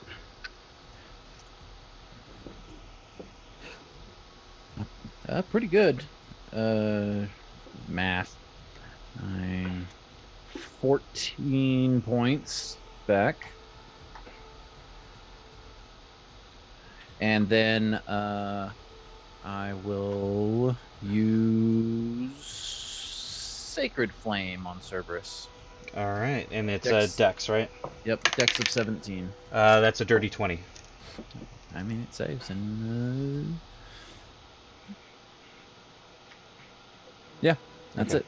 So you call out a healing word to Kalasha, and you see, even from a distance, some of the wounds on Kalasha's body close up. And then you try to cast a sacred flame, and the sacred flame seems to sputter and die around the Cerberus, taking no effect, bringing it to Fen. Your turn. Really? Oh. Yeah. I am going to move north 15 feet and then Misty Step the rest of the way till 10, I'm... 15. Yeah, so then I can Misty Step 30 so that I'm right in front of Right there? our... Sure. Okay. Either side is good. Well, which side do you want to be on? It might Nope, be stay on important. that side. Trust me, please. All right. There you No, are. it's fine. I just didn't want it to be there. And I draw my great sword and attack. All right. Go ahead and roll the hit.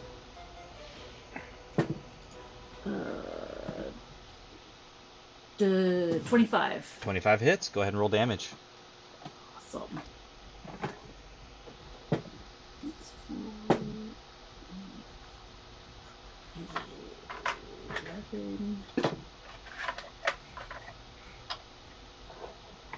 And I think I'm going to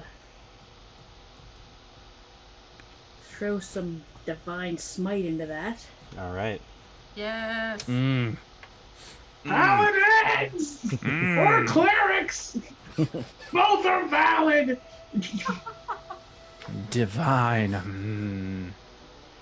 Okay, And so I will strike down upon thee with great vengeance and furious anger. Yeah. Those who attempt to destroy my brothers. and I'm gonna divine smite at I'm gonna use a 3rd level. Ooh. There you go. Ooh. 11. Get it. Get wrecked. Get it. Oh no, it's a 7. Bad doggy. Doggy. Oh my god, 26. So that's 39 points of Fudge. damage. Fudge. 26 of that is 29 of that is radiant. I Okay. don't know if that... Ooh. So, Fudge. I'm gonna take my second attack now. That's okay, hot. go ahead. That's hot. AC Just wow, got hotter in hell, y'all. 28. All right, that does hit. Gosh. Ironic, because it hasn't even gotten hot in hell yet. It's been very cold here. Cold and It's slimy. getting hot in hell. Thinking the same song in my head. And it's what all paladins can, within 5 feet of an ally being attacked, can impose disadvantage on a melee attack. As a reaction, yeah. Yeah.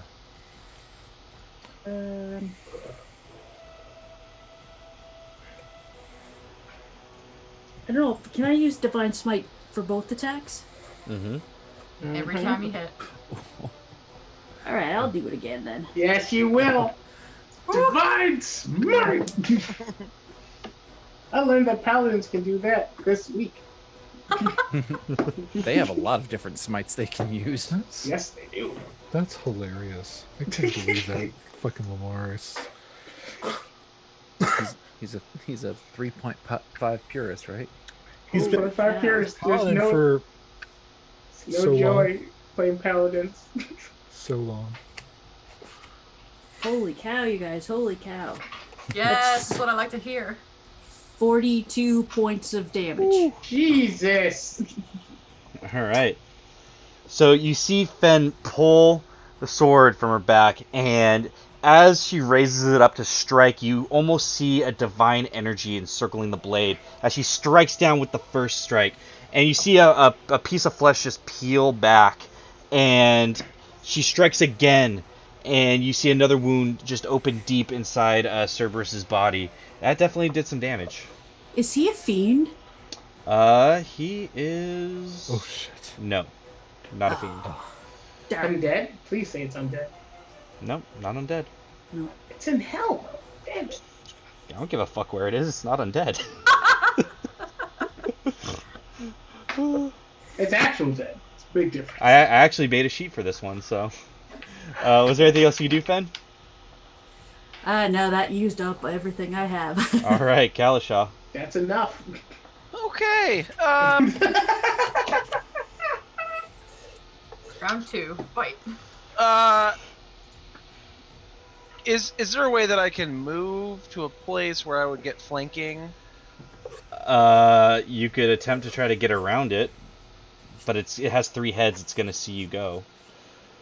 But I'm not exiting a threatening square. No, you're not. I'm just saying Okay. usually that only works if you're already coming up to it from behind. If you're approaching from the front and then working your way around, it's going to just kind of watch you do that. Is the idea behind flanking. Okay. I see you. So what I'm going to do is I'm going to move anyway. Okay.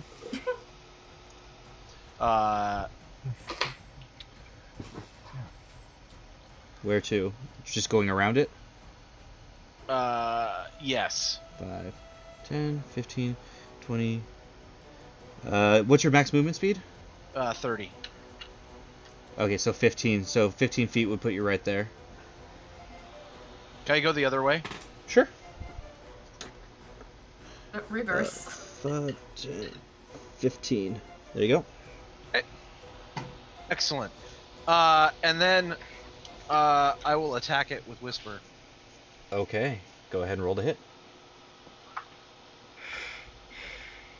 27 to hit. Does hit. Go ahead and roll damage. Ooh.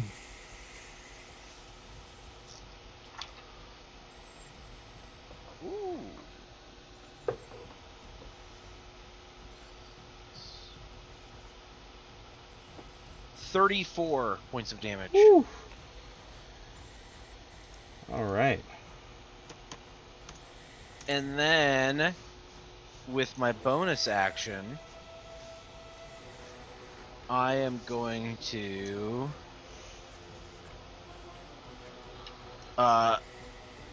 attempt to hide from it. So there, I'll let you attempt to hide. However, the only place to attempt to hide is going to be the mud. You're gonna have to try to dig into the mud. Okay. Okay. Go ahead and roll stealth.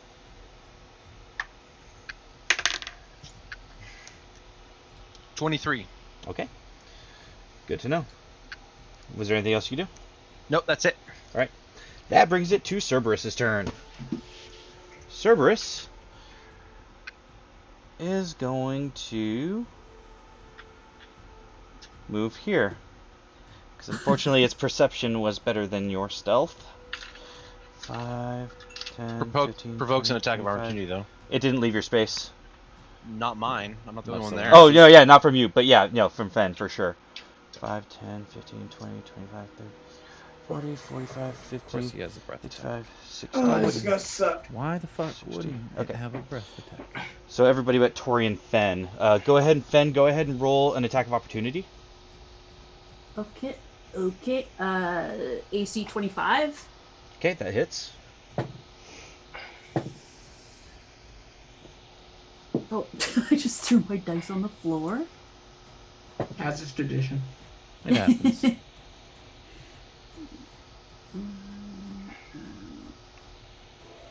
So I do 17 points of damage. Okay. All right. So you strike out as it moves out of your field, and then it is going to. You see the heads start to like a cat when it's throwing up. It's like all 3 heads in unison as they spray a thick mucus into the air, covering everybody but Tori and Fen. So I need everybody but Tori and Fen to please make Constitution saving throws. Motherfucker. Nice. Dirty 20. Dirty 20? 21. 21? 16. 16. Damn it. Kalashaw, I'm gonna say you'll take half damage of whatever you're taking because you did cover yourself in mud. I'm gonna give you that advantage for that. Okay, Sylvia got a 24, Okay. and I got an 18. Okay. So everybody, technically, because Kalashaw covered himself in mud, everybody saves, so you'll only take half damage. A. You know, the best thing? What's the best thing? What? You also take additional resistance to any damage you're about to take. 28. What is that feature? Ancestral Protectors. When a target hits a creature other than you, that creature has resistance to the damage dealt by the attack. 47, 50.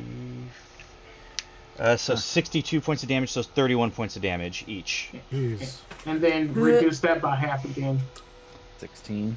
And all of you need to roll Constitution saving throws again to try to resist the effect of disease. Oh. As the mucus coats your bodies. I rolled another 15, so I got an 18. 25. 25? Wait, does that half damage? Who does that apply to? So half damage to everyone who's saved, and then because it attacks someone who's not me, you also get resistance to any attacks that it hits you. And what's the range on that again, Kakir? Yeah. Because there might be a range issue there. While raging, the first creature you hit with an attack on your turn has disadvantage at any attack that isn't against you. And when the target hits a creature other than you, that creature has resistance to the damage dealt by attack. There is no range listed. Oh, okay. I see what you mean. Okay. You attack, so anybody Right. but you, it gets disadvantage. I see. Okay. Gotcha. Okay, so 16. Okay, cool. And then, That's why I threw that axe. It wasn't for damage. Or Good call. Okay. And I'm sorry, what were the con saving throws again? I know Callister got an 18, so you're good. gotten there. 3? 5. Oh, snap. 21. Okay. Oh, 21. 25. I got. We both got dirty 20s. Okay. You all resist the effects of the disease as the mucus seeps into your clothing, and it's still pretty gross despite that. Yeah. Which will end Cerberus's turn and bring it back to Kakir. I should be able to reach it this turn, yeah? I have 40 feet. 5, 10, 15, 20. Almost. Why'd you have to fucking move him, Brian? Yeah. Because it has legs. I don't know what the fuck to tell you. Don't move. That's what you could have told me. Let's fix that. Um, Let's fix that leg problem. So, Kikir's gonna use his bonus action to pull on this magical chain he has to pull his hand axe back to his hand and throw it back at the Cerberus. Okay, go ahead and roll to make sure that you pull it back. Oh yeah, it has to be a DC 12. I rolled a 12 on the die. I don't know what I have to add to that. Alright, so you're good. I think it was athletics or something. Yeah, athletics. I have a +9, so yeah, it's definitely in my hand. And now I throw it back. Okay. Cerberus. He's fucking Roadhog. Does a 25 hit? It does. All right. So let's take. Jesus. 14 points of damage. 14 points of damage? Okay. And as a free action, I say, "Stop moving, you bitch!" Yeah, I know 5 feet of doom. Sounds exactly the same. Was there anything else you could do? Constantly talk about his mother. That's about it. Okay. Wait, what, is it speaking a language? It Dog. is. It is speaking a language. Do you understand Infernal? I do, actually. Oh. Okay. Well, then what you heard was, "I don't care so much about this little man in front of me. I'm coming for you, orc." Oh. And All right. as you hear that, yeah, it's going to use one of its legendary actions to move. Haha. Damn it! I mean, yes, get closer. You whore. Yeah. I told you weren't gonna like this guy. Garen. You absolute whore. Garen, you are up. Oh, okay. Tori's on deck. I'm going to cast Chromatic Orb Okay. at a 4th level, All right, and that's 120 feet, right? 180 feet. 180. Okay. I was close. Gonna hit. Might hit. Do I have that? I don't know. Okay. Let me see. And oh well, let me see if I hit first now. Yep, roll to hit. 22. 22 does hit. Okay, I will. Which element are you using for it? I'll use. Oh fuck. Uh. Thunder. Okay. I don't know. Okay, go ahead and roll damage. For it. Okay.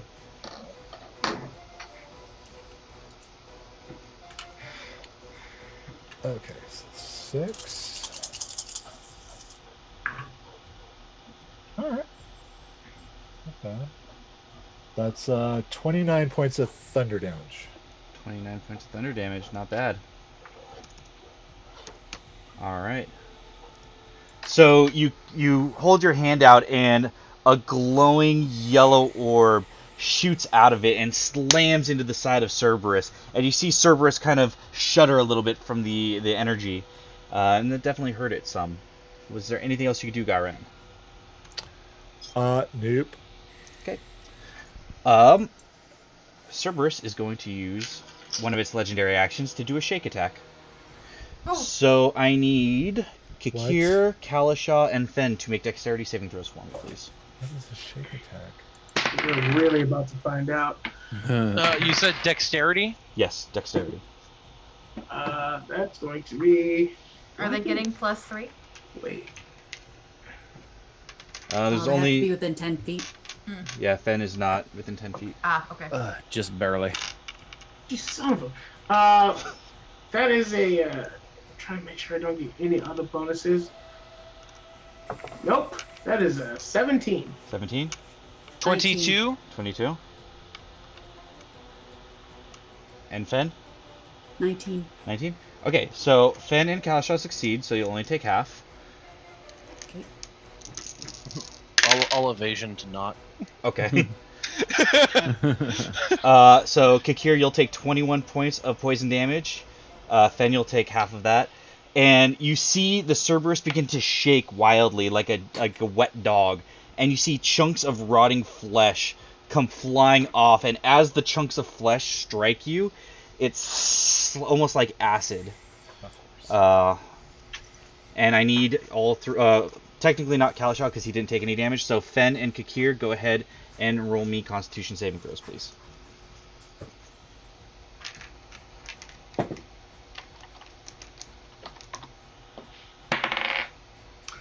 21. 21?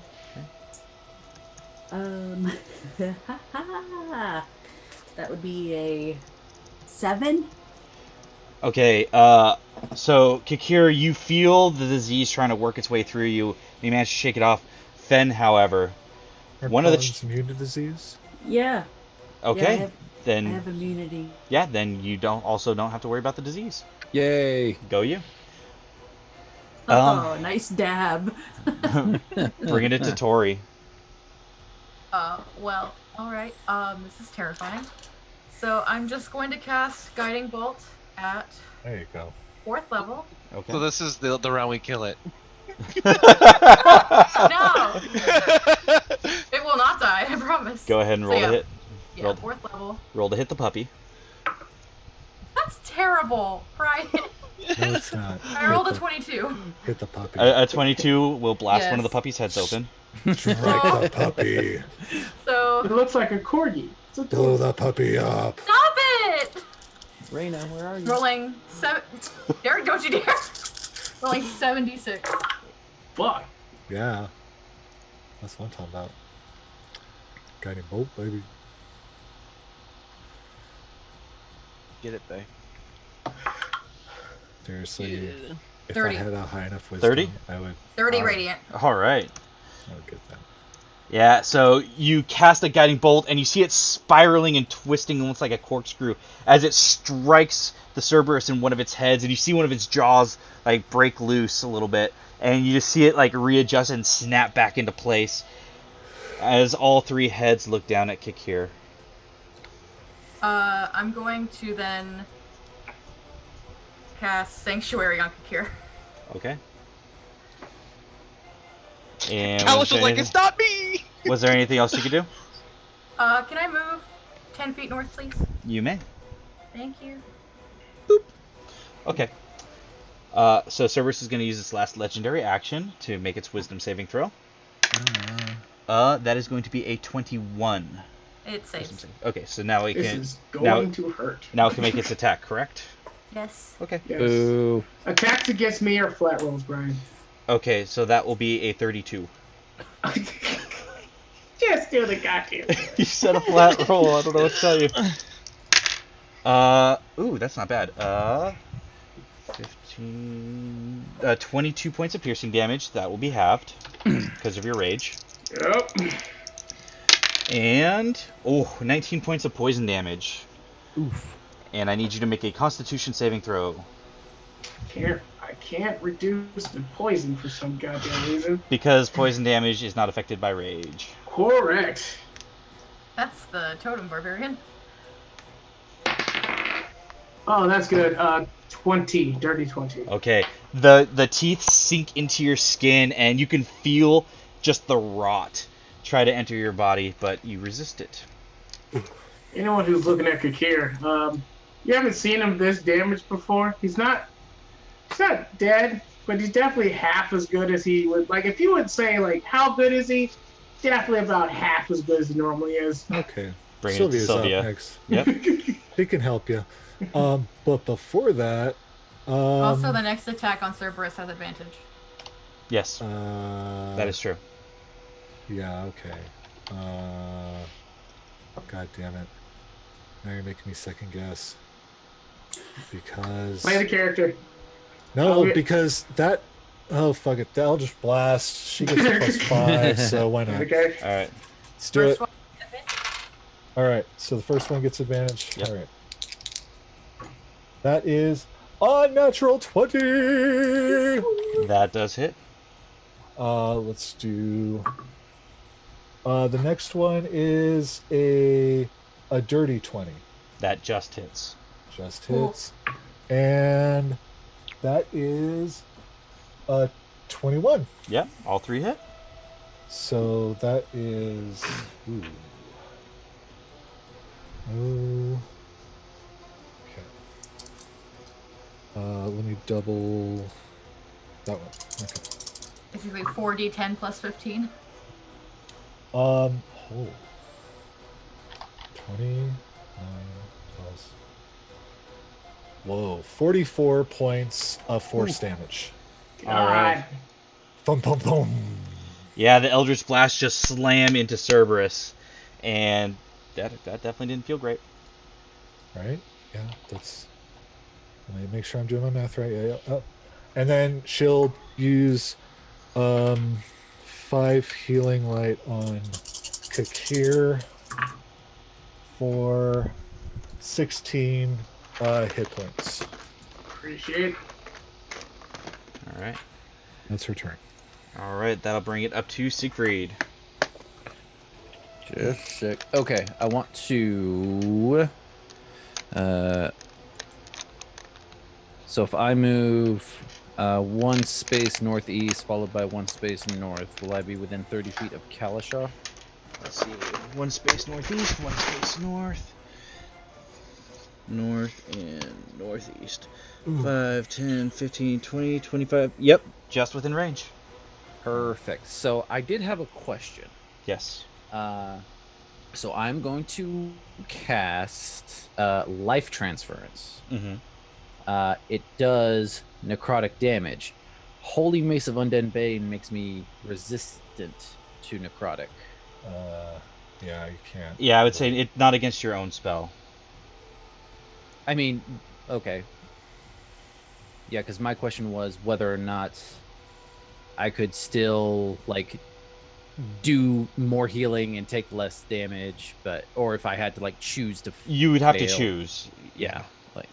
Okay, so then I choose to fail, and I cast Life Transference for Kalasha, so I am going to take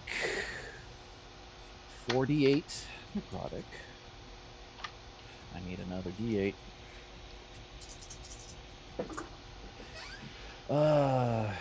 8, 12, 16. I am taking 18 points of damage.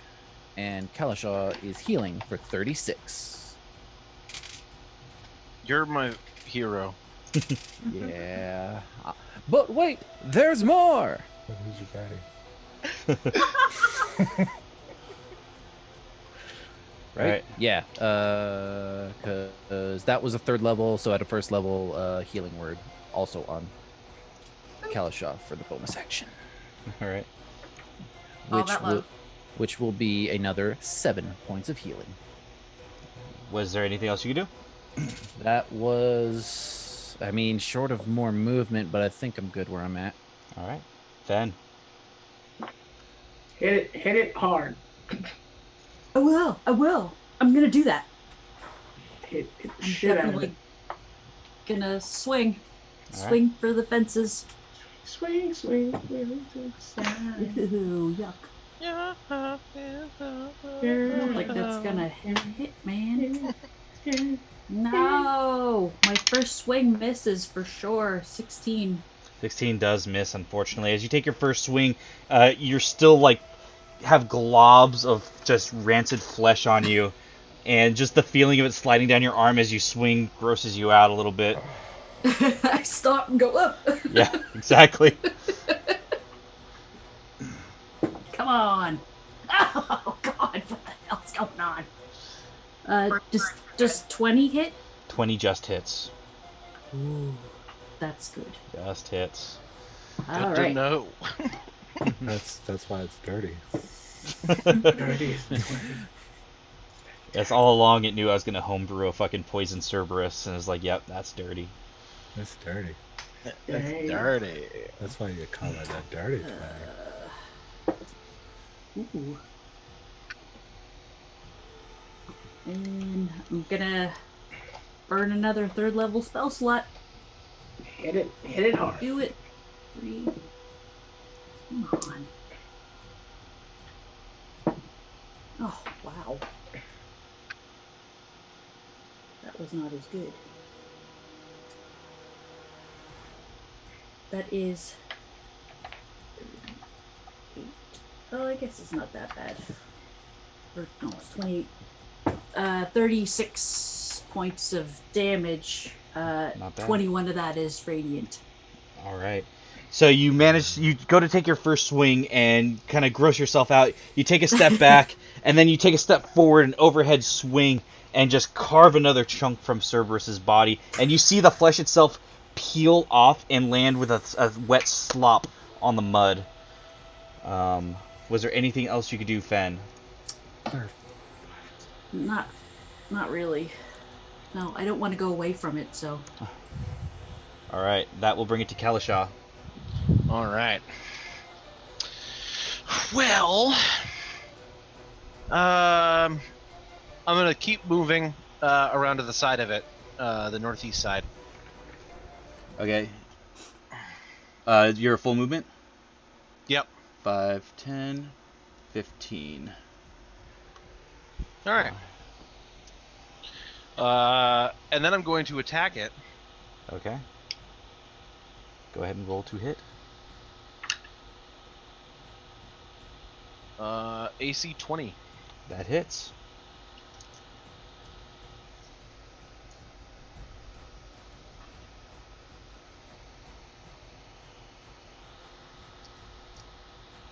$31 points of damage. Whew. So as you stab it in the back, you actually rupture like an abscess, and your fist goes like into the Cerberus itself, and you did a good chunk of damage. It's starting to look a little bit rough, the Cerberus. Was there anything else you could do? Poor Cerberus.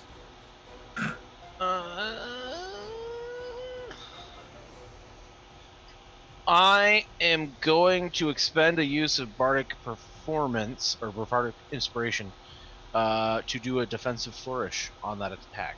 Okay. So add another 5 damage. Okay.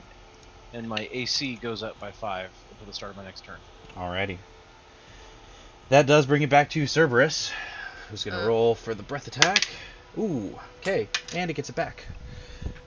Of course it does. So, 5, 10, Attack 15, of opportunity, 20, 25, Finn. 30, 35, 40, 45, 50, 55, 60. Okay, everybody but Kalashon Fen. Go ahead and roll a dexterity saving throw. Or, sorry, constitution saving throw for me. On. Con. 21. 19. Oh, okay. 13. 13? Sylvia I'm got gonna a use my- 19. Oh, go ahead. I'm gonna use my last bardic inspiration for cutting words to reduce the damage when it happens. Okay. Sylvia got a 19. Okay. And I got a 21. 21. Okay, so everybody succeeded except for Tori. So, let's see. 12, Who's going to take half damage anyway? 18. And then everyone is going to take a quarter of the 24, damage. Except for me. I take it out. 34, 44, Mm-hmm. 46, 47, 48, 49, 50, 57, 60. He's still counting. 64, so 32 points to those who halved it. 64 minus 10. Okay, so 54 for Tori. And then half what the half is for everybody else. Oh, Jesus. God. Oh, so that's 52. 16? That's 16. 16. And all of you also need to roll Constitution saving throws. Yep. I don't. No, because I take half. How much am I taking since I took full? It was 54 in half, so 26. Or 28.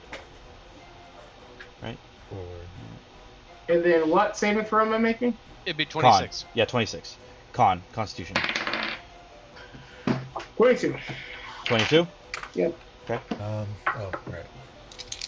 Does Finn get attack of opportunity because it moved away? It didn't move away. That's what my freaking natural 20's on. Okay, we All both got 19s. Okay. Yeah. Tori, what'd you get? 6. Oh. Oof. Okay. So, Sorry. So, you all managed to shake off the effect, but Tori, you get a little bit in your mouth, and you accidentally swallow it, Damn it.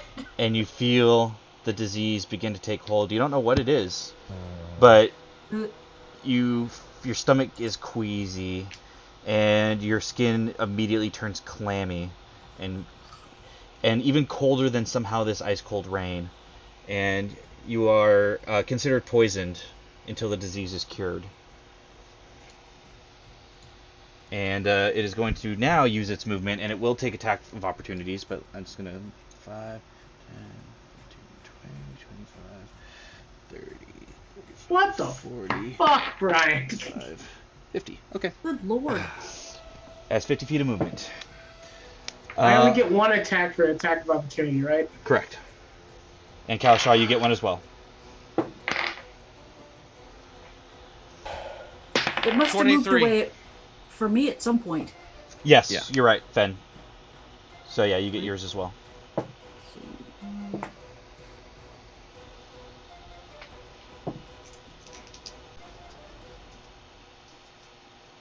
So, 20 points of damage. Okay.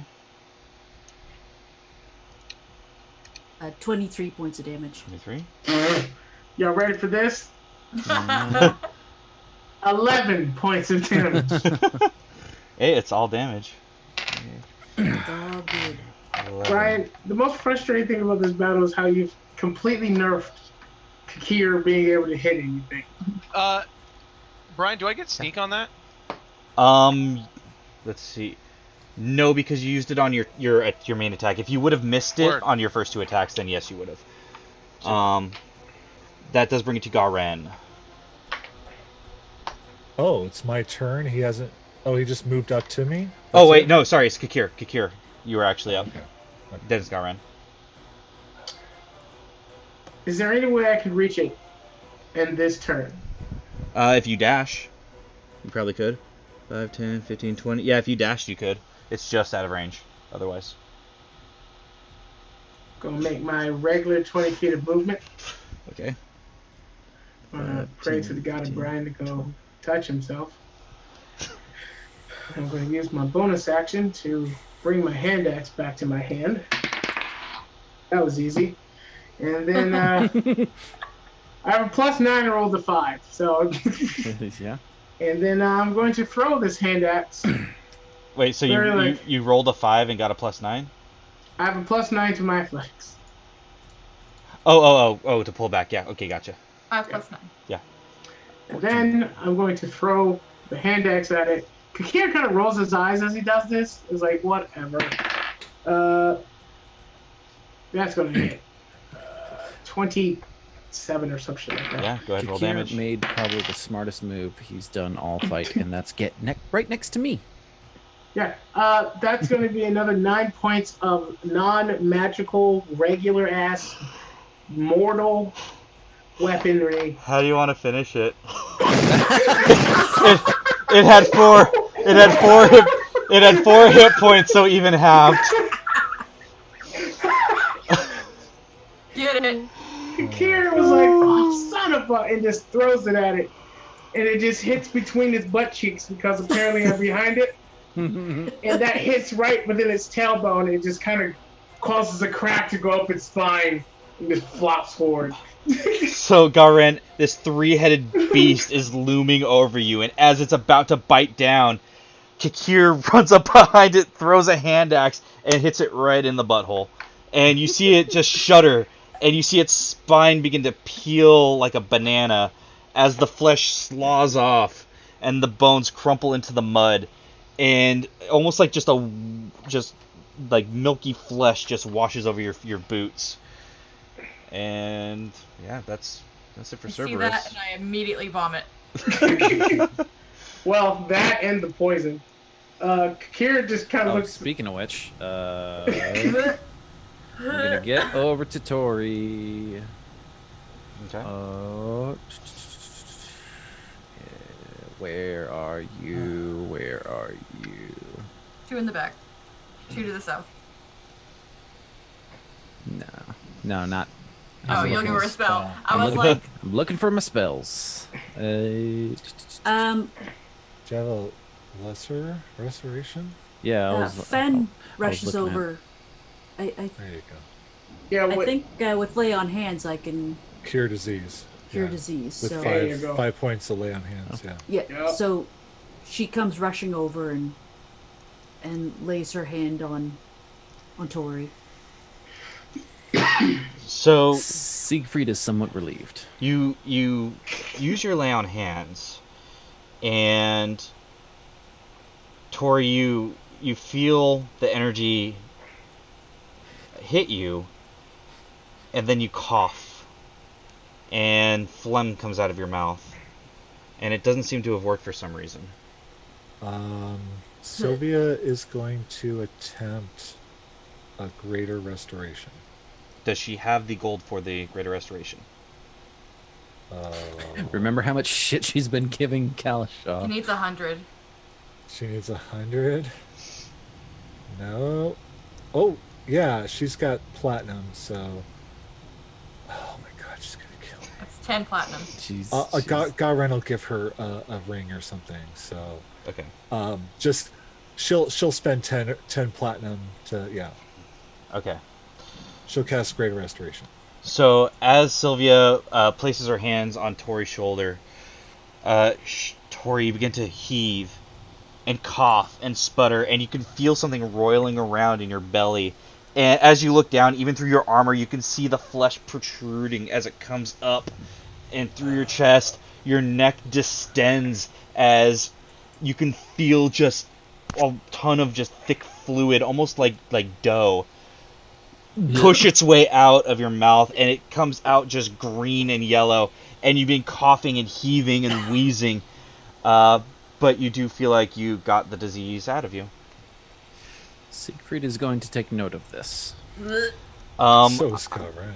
I will say, whoever wants to can roll a perception check. Who cares? Still stunned that this booty hit. killed anything. He's been studying this ass. Garen got a Perception? 4. 22. 24. 22, sorry. 22? Yay, 22. Sylvie got a 10. 10. Okay.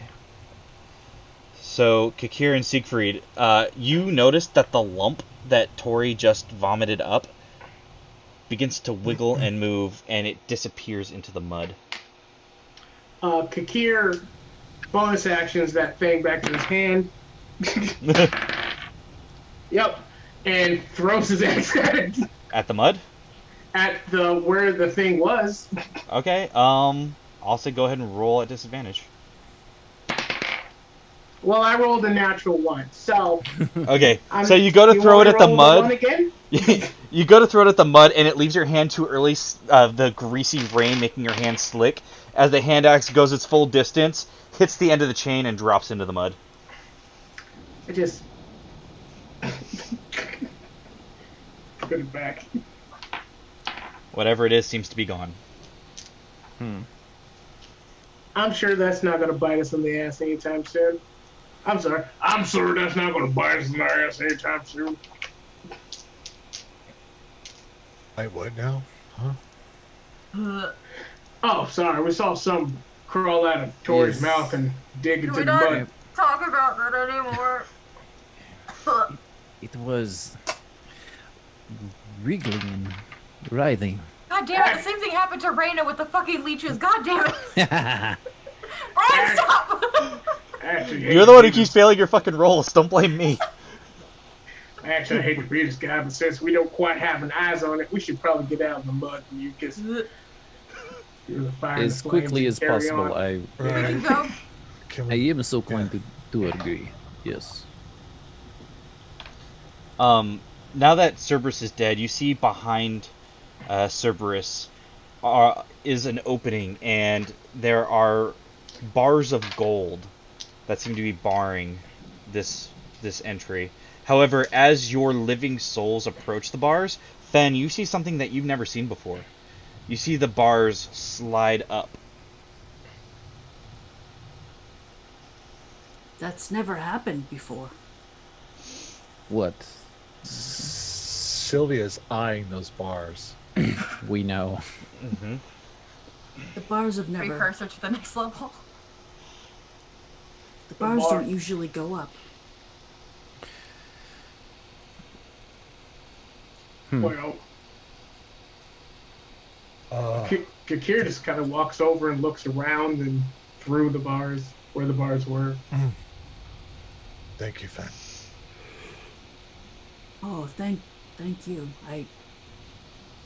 It's been an honor to know you. You are all very brave.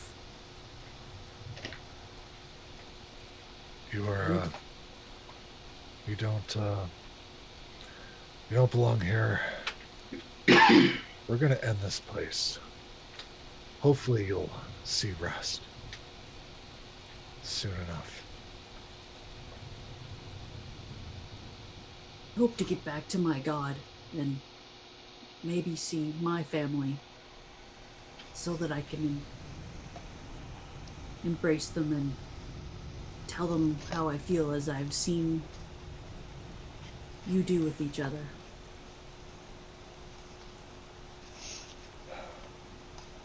Be well.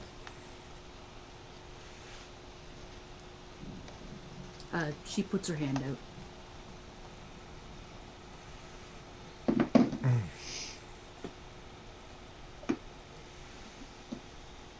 Wish you the best. I hope you find your friend.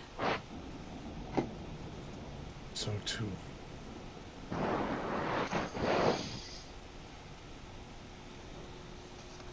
And Siegfried's gonna start walking. Okay. So, as you all pass beneath the golden bars, they slowly slide shut behind you as you take the road to the next circle of hell. Fen, as you turn away from the bars, you catch a glimpse, if only but for a moment, of a woman, dark of skin, dark hair, and you see her walking away from you. And as she is, you see what looks to be a road. And as you notice her, she kind of winks at you and says, "That was the first step to your road to redemption, Fen. And if the gods are good, they'll accomplish their mission and you'll be free of this place. And maybe then you can come back to me." And she turns and continues to walk away.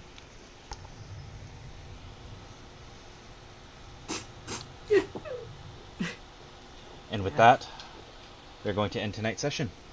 Yay. Okay. Can we skip the Q&A tonight? I was just gonna say that. Stop taking the words out of my mouth, Maddie. Thank you, man. Will you just let me run the goddamn show, please? No. Okay, as I was going to say before I was so rudely interrupted. Maddie's old. Okay, you know what? You guys can all just sit. No, I'm just kidding.